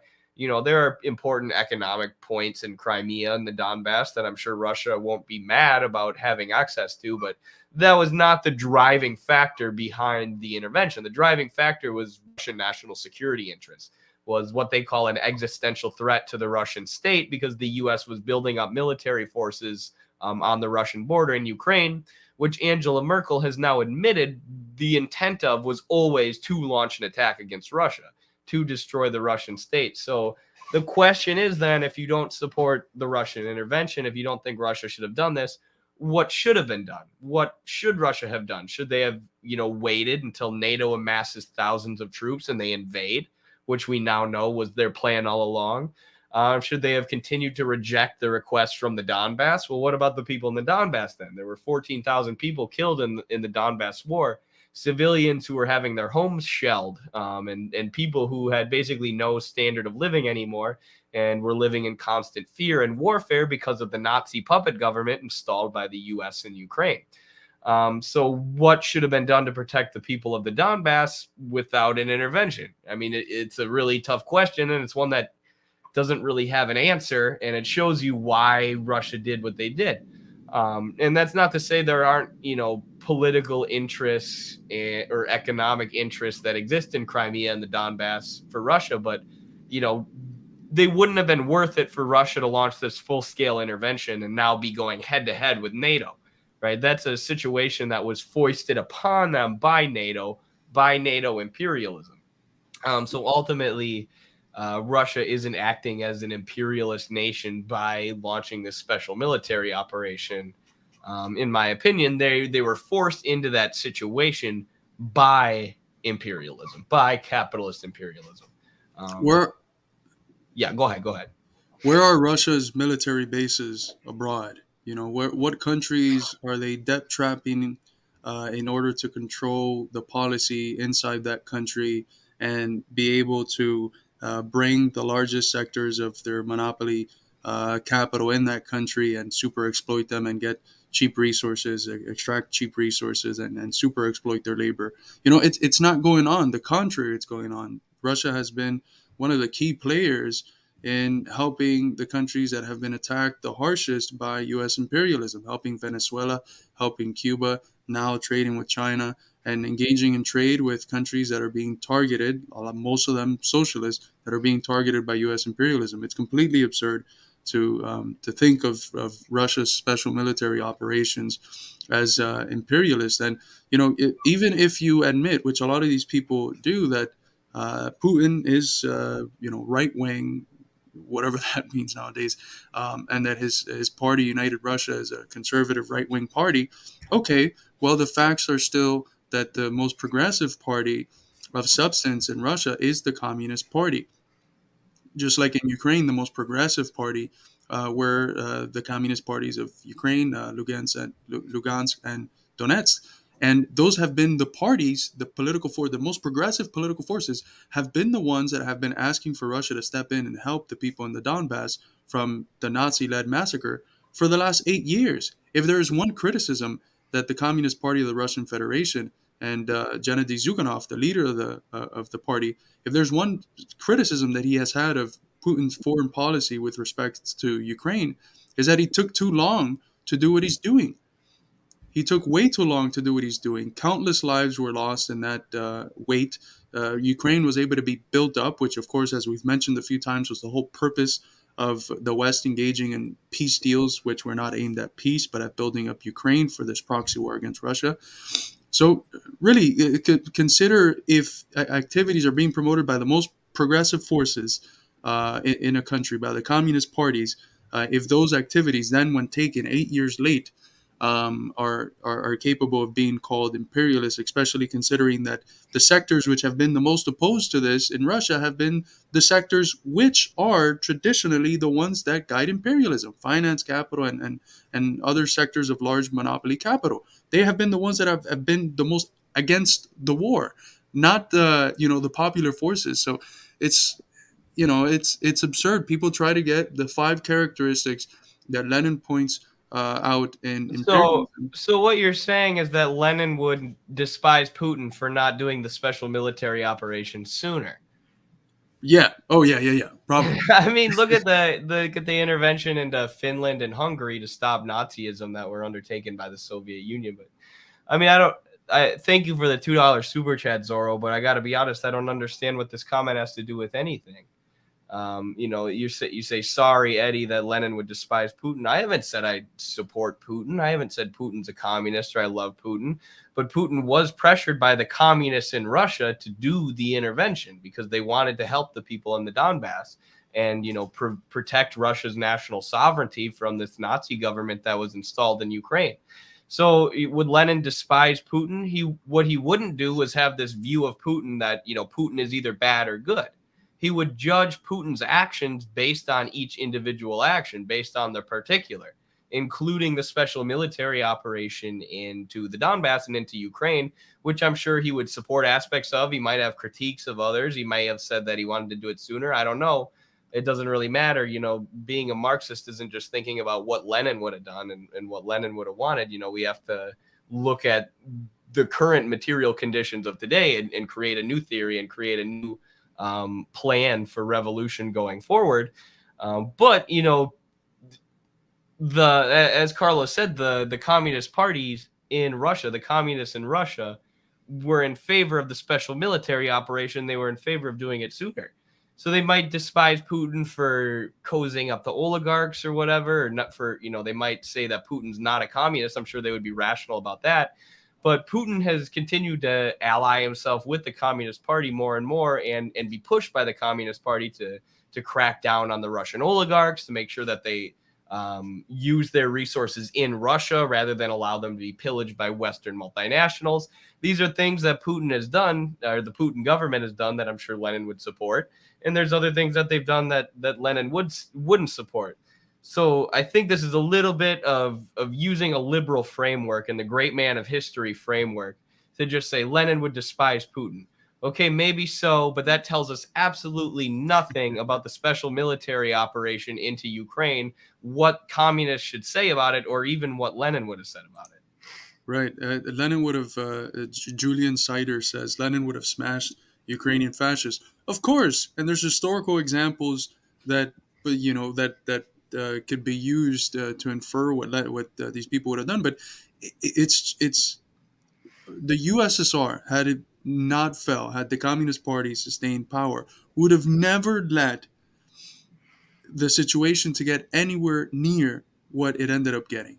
They wouldn't have let the U.S. move 1 inch towards Russia, which, of course, Russia has let the U.S. move a lot of inches, right? And the last straw was Ukraine, of course, because of the Ukrainian terrain is flat, and every time Russia has been invaded, whether it's by Napoleon or whether it was by Hitler, it was done through Ukraine because of the proximity to Moscow and the easy access to Moscow that's in Ukraine. So it was the last straw. I don't think the Bolsheviks would have allowed even the first straw that was broken to break, let alone the last. Yeah, and understand that this didn't start with the coup in Ukraine. It didn't start with the U.S. stuff in Ukraine. Like I was saying the other day, I had just when the special military operation happened, I had just finished reading Parenti's book, To Kill a Nation, about the attack on Yugoslavia. Like NATO has been destroying countries, dropping bombs on countries, filling countries with their troops. Kosovo is now the place with more NATO troops stationed in former Yugoslavia after it was broken up by NATO and the IMF and World Bank, plus internal contradictions. But that now has more NATO troops occupying it than any other place on earth. And they carpet bombed Serbia and a lot of the places that they wanted to take over in 1999. So that's the NATO was supposedly a defensive alliance to stop the spread of the Soviet Union.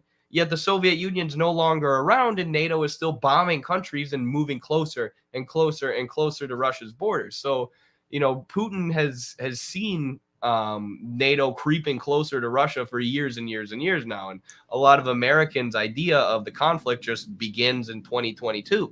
When you have to go much further back and look at the years and years of NATO expansion and NATO aggression. And if you show the NATO expanding map to someone like Vaush, they'll just say this doesn't matter, right? This historical context doesn't matter at all.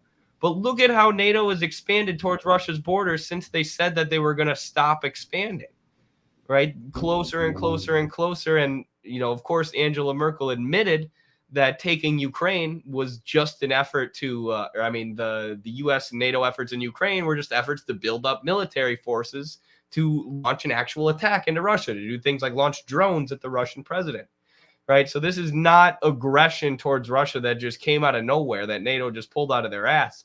This is a long imperialist project that Russia, has been able to see. And if the Soviet Union was still around, they would have put their foot down long ago. And there are, like we said, there are historical examples of that. So thank you very much for the $20 super chat, by the way, Pat. The bombing campaigns in Yugoslavia, but then the ones that were done afterwards in Iraq, also used uranium depletion bombs, which have just been allowed to be used in the proxy war against Russia. And these bombs cause extremely disgusting, long-lasting effects on the mass of people that are in the proximity of where the bombs blew up in Iraq and in these areas of the former Yugoslavia. You have, the rates of cancer and the rates of these, very bad disease are a lot higher than in other parts of the world because of these uranium bombs. The rates of childhood disfigurement and childhood issues are a lot higher. And, they not only killed people when they dropped, but their long-lasting effects have been absolutely horrendous. So now these bombs are being used on the field, and it adds. And they have the audacity to say that that this is a war to defend Ukraine and Ukrainians and democracy and freedom and all that bullshit.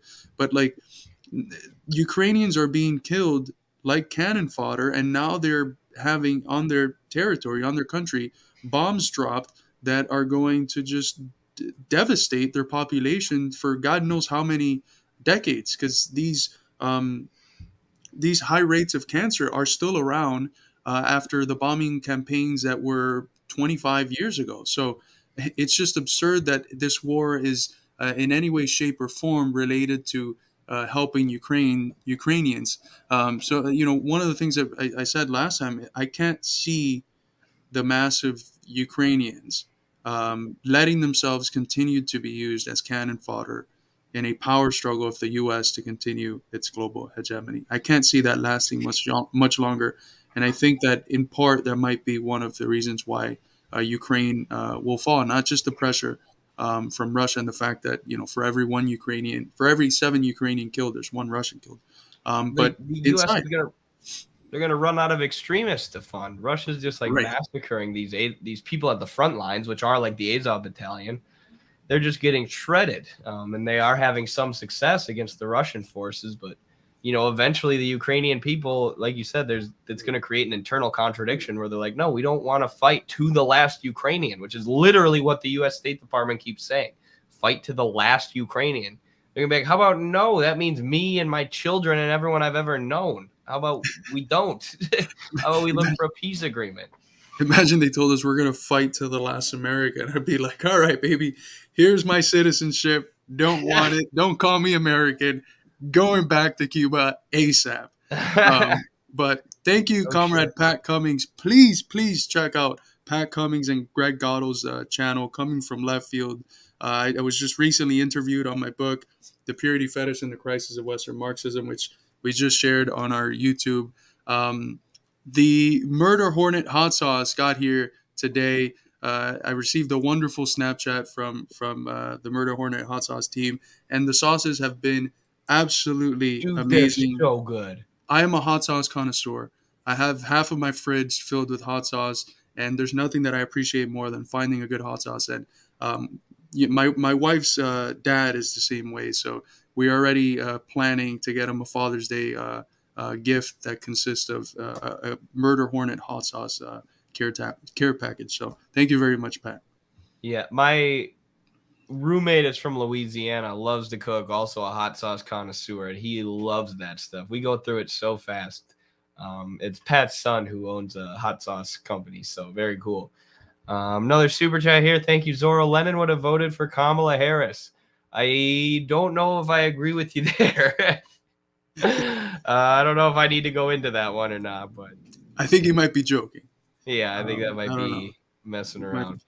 Also want to comment on this one because we've been following this and we've got some UPS workers and some FedEx workers in our audience.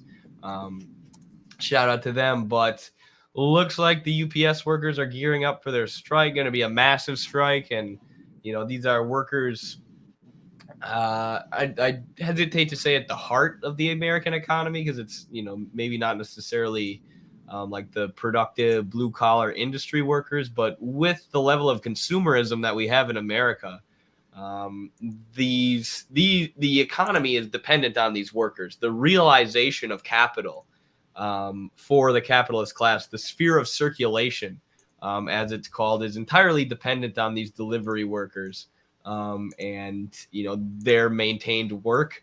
And for them to be threatening strike, to be threatening to withhold their labor for a better contract is a huge, huge example or form of class struggle in the U.S. within the U.S. economy. So solidarity with these workers, especially the Midwestern Marks and theoretically educated workers in our audience who are going to be taking part in these struggles.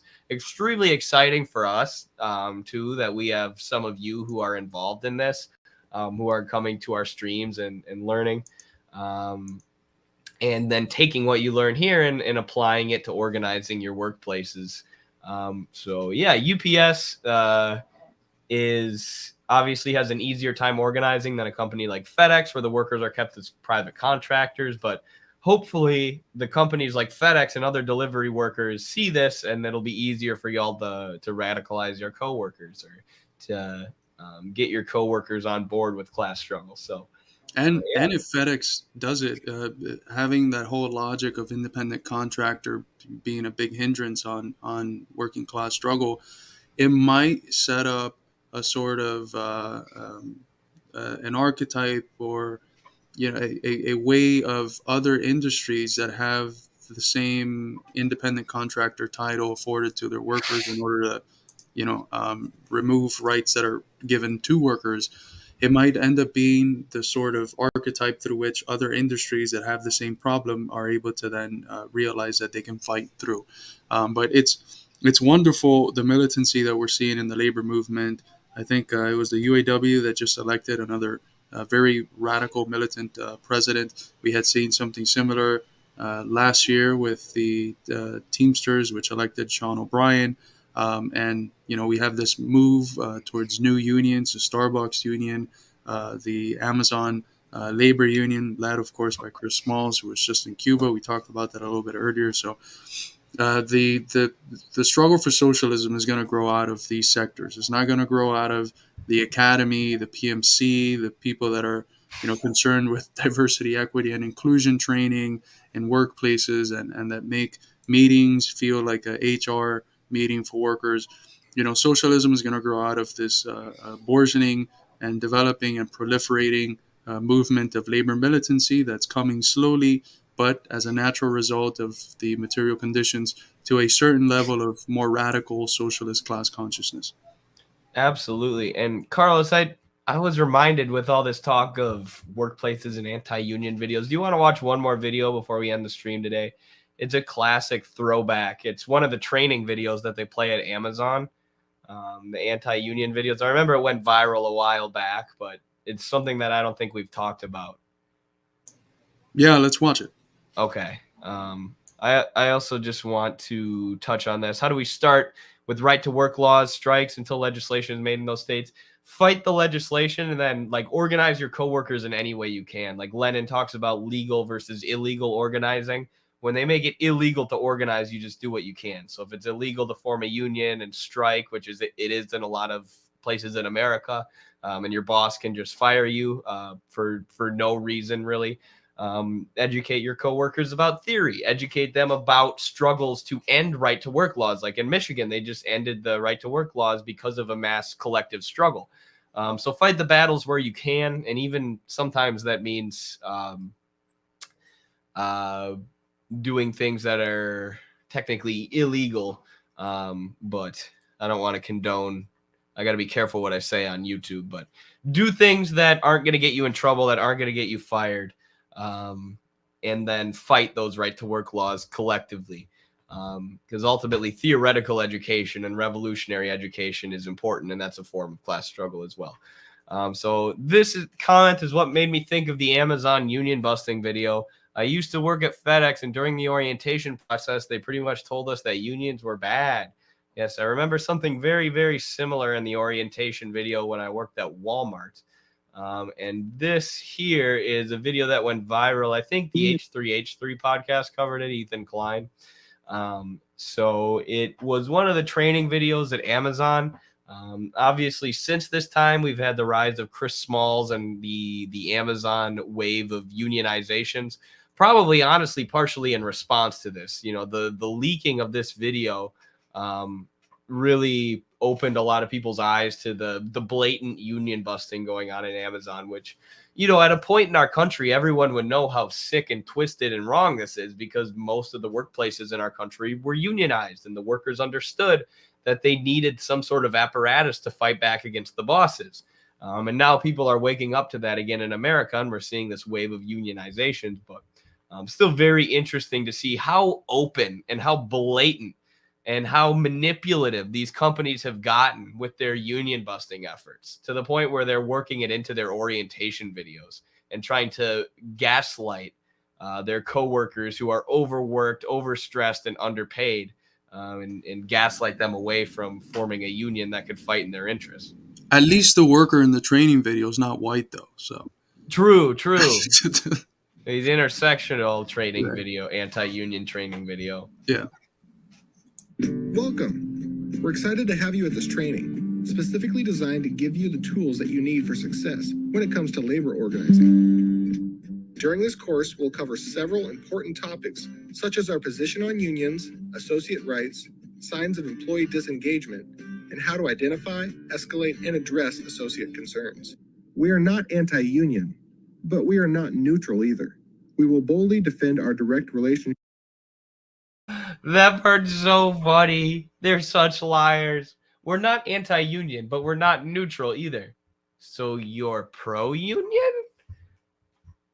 With associates as best for the associate, the business, and our shareholders. We do not believe unions are in the best interest of our customers, our shareholders, or most importantly, our associates. Our business. Like who? So you are anti-union. Words mean nothing anymore. We're not anti-union. We're just against unions. So what the fuck does anti-union mean to you then? There's some dystopian ass shit. And they're very open about the associates, right? About who it is that it's not in the interest of. They're like the customers, but then the real heart of the matter is that it's not interested in the capitalists and in the shareholders, and you know how they can offend our intelligence and assume that we're so stupid to not watch that and be like, oh, you're saying that unions are not good for the people who, thanks to my work, have developed into billionaires? Huh. I wonder if that means that it's good for people like me. This model is built upon speed, innovation, and customer obsession, things that are generally not associated with unions. When we lose sight of those critical focus areas, we jeopardize everyone's job security. We don't badmouth unions in general, but we will speak openly with associates about unions, including any specific concerns about particular. I also love Walmart did this too. They call their workers associates. You're not a worker. You're not an exploited employee. You're not a wage laborer. You're an associate. You're a partner. You're a partner in that you have to do all the work, and we're just going to collect the money that your labor creates. Thanks for being an associate. Particular unions involved in organizing. And we share our preference for a direct working relationship frequently and boldly, even when no organizing activity has occurred. You will learn about the warning signs most commonly associated with early union organizing, as well as other warning signs that could indicate associate disengagement, vulnerability to organizing, or early organizing activity. While This sounds right to organize. It sounds like one of those medical videos, like telling you about the warning signs of like hepatitis C. Unions may cause higher wages, better healthcare benefits, lower profits for the multi-bajillionaire shareholders who own your life. It may cause brain aneurysms for our shareholders. All the more reason to unionize. We have a right and responsibility to share our position that a direct working relationship is better for the customer, the company, and the associate. In order to be able to do that effectively, it is critical that we recognize the early warning signs of potential organizing and escalate concerns promptly. If you see warning signs of potential organizing, notify your building HRM and GM site leader immediately. So they're encouraging people to snitch. I'm curious to see how they'll even say that unions are bad for the associate, that unions are bad for the employees. Because, like, the company, yes, obviously the shareholders, it's bad for them. They're going to make less money off the exploited labor of their employees. The customer, maybe, I guess there's ways that, you know, the company could technically drive up their prices if they had to pay higher wages as a way to compensate. But how are you even going to argue that a union would be worse for the employees? Like, that's like the Fox News argument. You got to pay union dues, so therefore the union's ripping you off. Like, yeah, but that also leads to higher wages, better healthcare benefits, better contract. You can actually, if the company's trying to fire you for no good reason, you actually have a way to protect yourself. Like, how are you going to argue that unions are bad for the workers? Do you remember the airlines that had the posters where it was like yearly union dues and then cost of like Xbox 360 or something? Uh, That's how they do it. But they've that has been a constant. Like the capitalists used to argue when the movement to abolish like child labor was going on. They used to say child labor is good for the kids. It gives them character. It's good for the families. It allows the family. So they have to make it seem as if what you're fighting for is actually bad for you. And it's always been used. Once you see these trends, you're able to just sniff it and realize what it is that's going on. right. Once you see the contradiction, once you look at things dialectically and you see that there's a contradiction between labor and capital, where the more that labor is oppressed and exploited, the more wealth there is for capital. You see through all of this, because what capital then has to do is invert reality. They have to make it seem so that what's in your interest is actually not in your interest. So they do that with a plethora of lies. But once you see the contradiction between labor and capital, the lies become so clear, and you realize that they're just propagandizing you in their own class interest HR while trying to pretend to be compassionate. friends and GM site leaders should notify their assigned ER managers or ER principal immediately. The most obvious signs would include use of words associated with unions or union-led movements like living wage or steward, petitions or other concerted activity such as an associate purporting to speak on behalf of his or her coworkers when raising concerns, union graffiti, union t-shirts, hats, jackets, or other clothing, union flyers, and union visitors in or I love how one of the union words is living wage or contract. You know, you're not allowed to talk. You can't even talk about your contract. Just accept what capital gives you as your contract. And if you even discuss it, if you say, hey, look what's on our contract here with your coworkers, that's a union word. Get the hell out of here. I'm reporting you to HR. Or if you say, oh, I wish my wage was high enough so that I could live. Yeah, I wish I had a living wage. That's a union word too. You can be fired for that. That's how you know the level of disconnect that these people have from regular folks, that they think that somehow this is actually to their advantage. What working person can't watch this and realize, oh, all that they're telling me I shouldn't want, I actually want? It was something that Lenin used to do when, in his writings at the beginning of the Bolshevik experiment. He used to say, you know, this propaganda that they're spewing against us, it's the best thing they could have ever done, because working people are reading it, and they the way that they're saying things, they're trying to make it seem evil, and it's evil for their class. But as soon as working people hear it, they'll be like, that actually doesn't sound that bad. And that's what they're doing here. It's the same thing. or near the parking lot.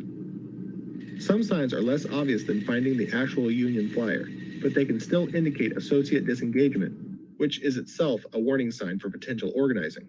Examples include associates who normally aren't connected to each other suddenly hanging out together. Associates who are close suddenly stop speaking to each other. Groups of associates scatter when approached by management. Increased associate negativity, anger, or confrontation. Unusual complaints or change in passion or detail around complaints. Unusual interest in policies, benefits, employee lists, or other company information. Or So being human, having passions and fluctuating emotions, that's not allowed. You have to be a robot when you're at Amazon.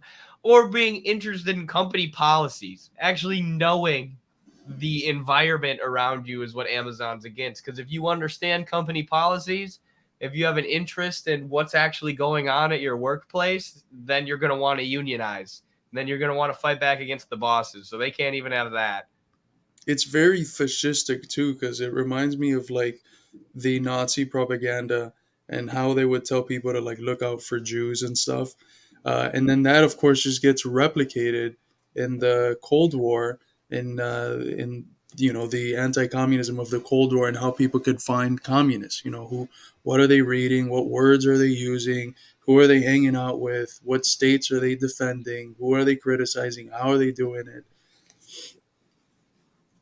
Absolutely.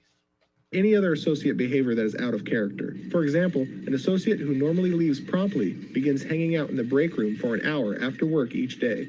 In order to recognize warning signs, it is critical that you know what an associate's normal behavior looks like. Often, it is the change in behavior that is the warning sign, more than the actual behavior itself. Normal behavior, just being a robot. This one cracked me up. I don't know if anyone will think this is as funny as me, but this is a really creepy early 2000s CD-ROM game.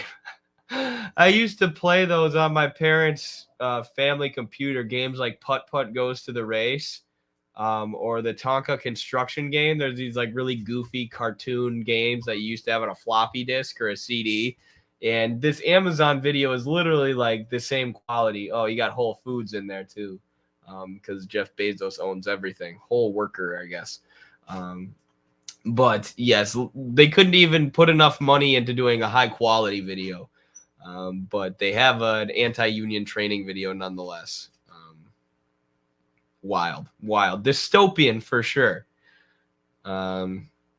Yeah, do you have anything else to say about that, Carlos, before I answer our last super chats here? I do not. That was the first time I saw that, so it's pretty Oh, funny. really? Yeah. I'm glad we played it then.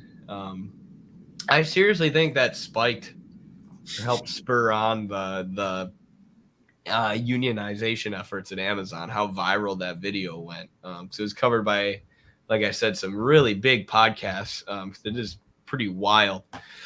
Especially because Jeff Bezos is such a prominent capitalist and everybody knows, the absurd levels of wealth that he has. And there are all these stories about Amazon workers passing out on the job and peeing in bottles. And that's like, I know anecdotal evidence isn't everything, but when someone tells you something, when one of your friends tells you something, it means more than just seeing a statistic. And I had a wrestling buddy, really tough guy who worked at Amazon. He quit after a week. He's like, it was insane. I was literally running around trying to make quotas, and like actually everyone pees in bottles. It's a real thing.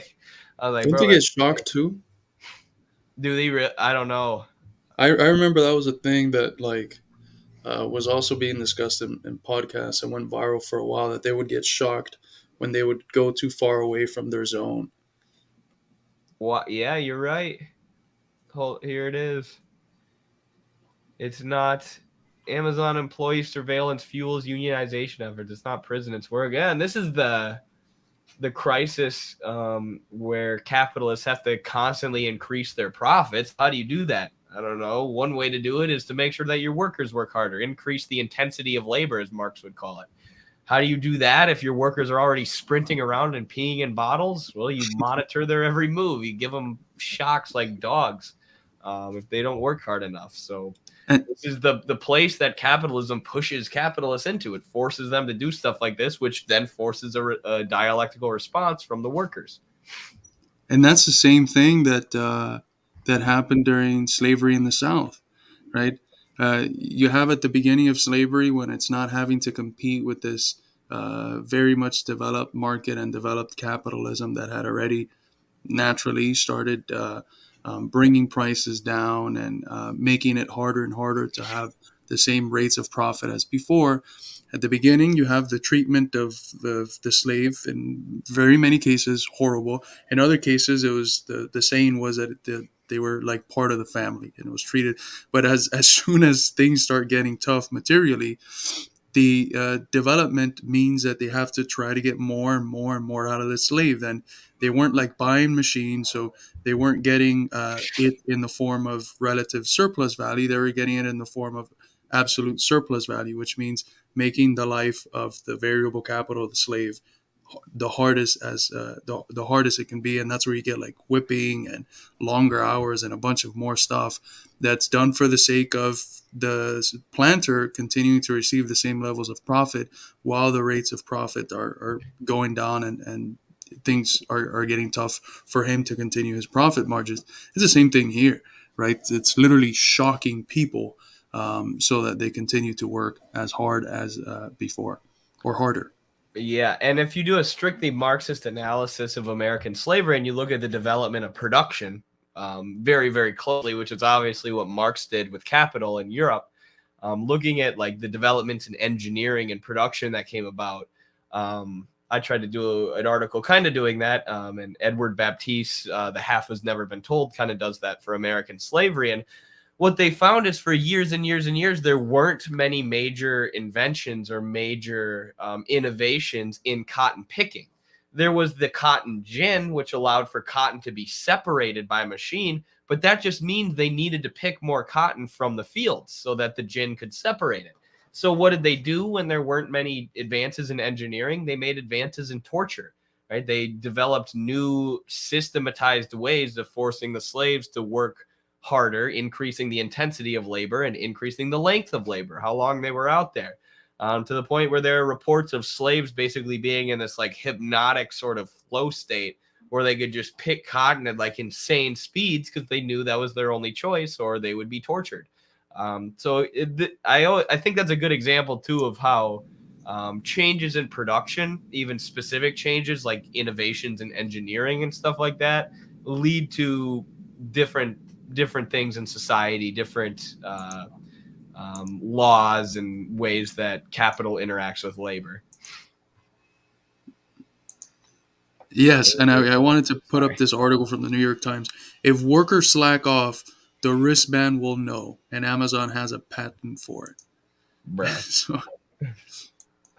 Bruh, even the New York Times is like, this is dystopian, you guys.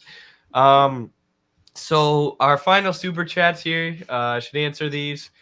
This one seems very important. Great theoretical point here from Anthony. I'm not gay, but I like men. I'm a dude.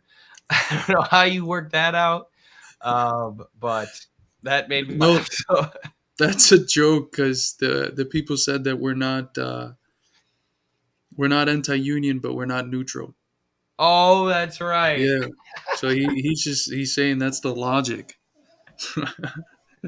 It wasn't Tony coming out of the closet on stream. It was him making an analogy. Oh, that's even more funny. Well, it's kind of funny when I thought it was just random, but the analogy's funny too.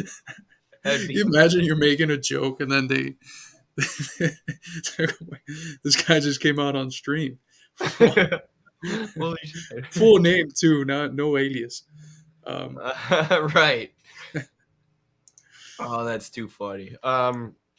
Comradely reminder. Yes, thank you, Alicia, for reminding me of this. I needed to be reminded. Otherwise, I would have skipped over it. Before you end the stream, we're all excited to hear an update on you crushing Vaush in a debate. Yes, the crushing of Vaush will happen soon. Unfortunately, the title is kind of clickbait.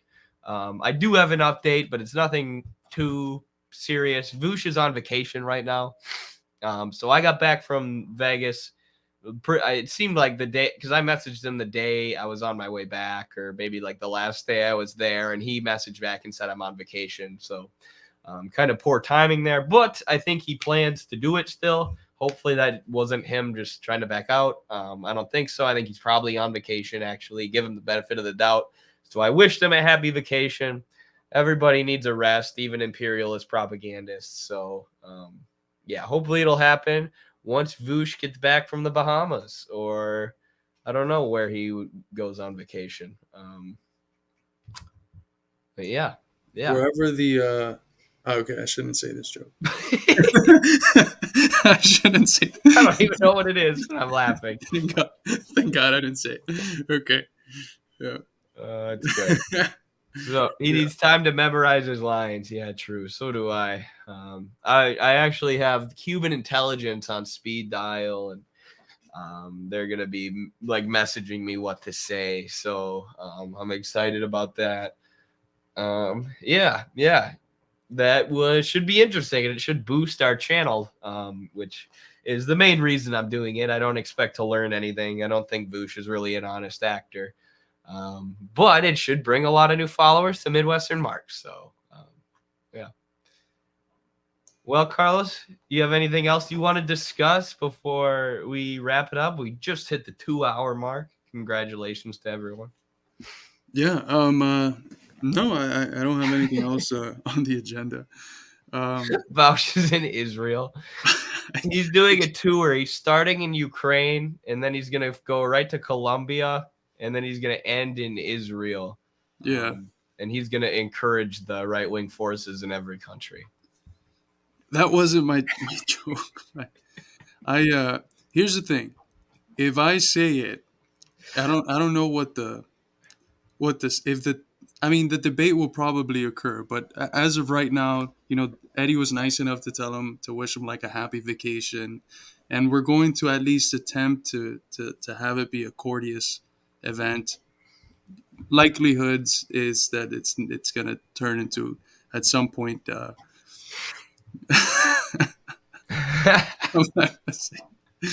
No, we have to make the debate happen. We need after the debate. I'll say it. Yes.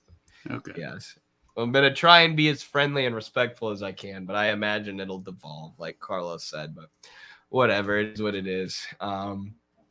So yeah, look forward to that.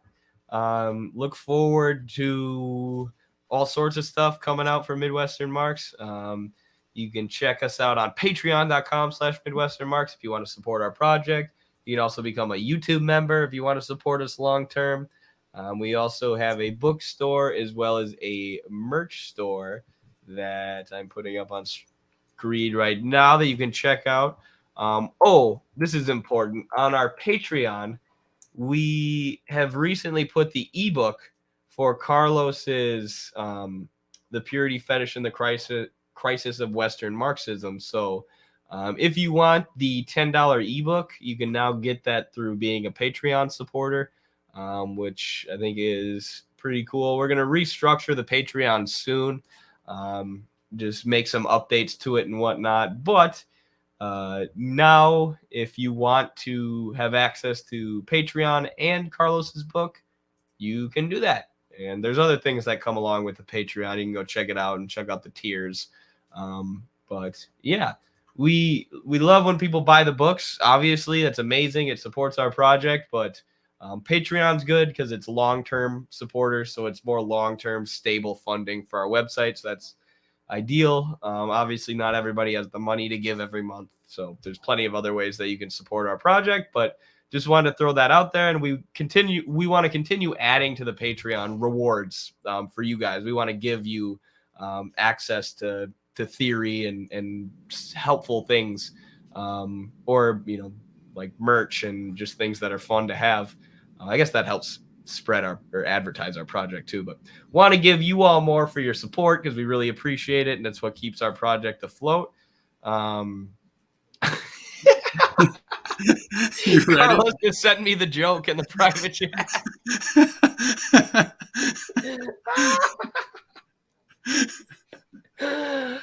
Oh, that's too funny.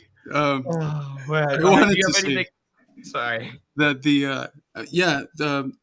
this has been thanks to recommendations from like listeners and viewers and followers of the Institute who have recommended for us to develop ways of having more long-term, stable ways of funding the Institute so that we have the capacity to do more things. We would love to send people out on brigades and do more events like the one that we did at the beginning of the year, where Noah went to Philadelphia for a Du Bois symposium, and perhaps do some of those that are hosted by us, and we can fly people from the Institute there. And a lot of cool ideas that because we live under capitalism, and the capitalist state will never fund the socialist communist project, we need grassroots funding. So but thank you very much. Please check out my book. I've worked very hard on it, and I do think it provides helpful ideas to sort of fix what I consider, or what we consider, to be wrong with the left, that's preventing a mass movement, a mass socialist movement, from arising. So check it out. Absolutely. It's an excellent text, and you'll get access to other stuff with the Patreon, like we said. So with that, I think we'll call it a day. Thank you for hanging out with us. Thank you for all the support y'all give our project. We'll be back today or tomorrow. Tomorrow or the next day, or sometime soon this week with another stream. The Carlos and Eddie streams are usually like in between 8 and 9, sort of late night. We also have the Eddie Liger Power Hour during the day. We have our gaming streams on the Twitch and Eddie Liger Smith Gaming YouTube during the day. All sorts of content coming at you. Thanks for the support. We out.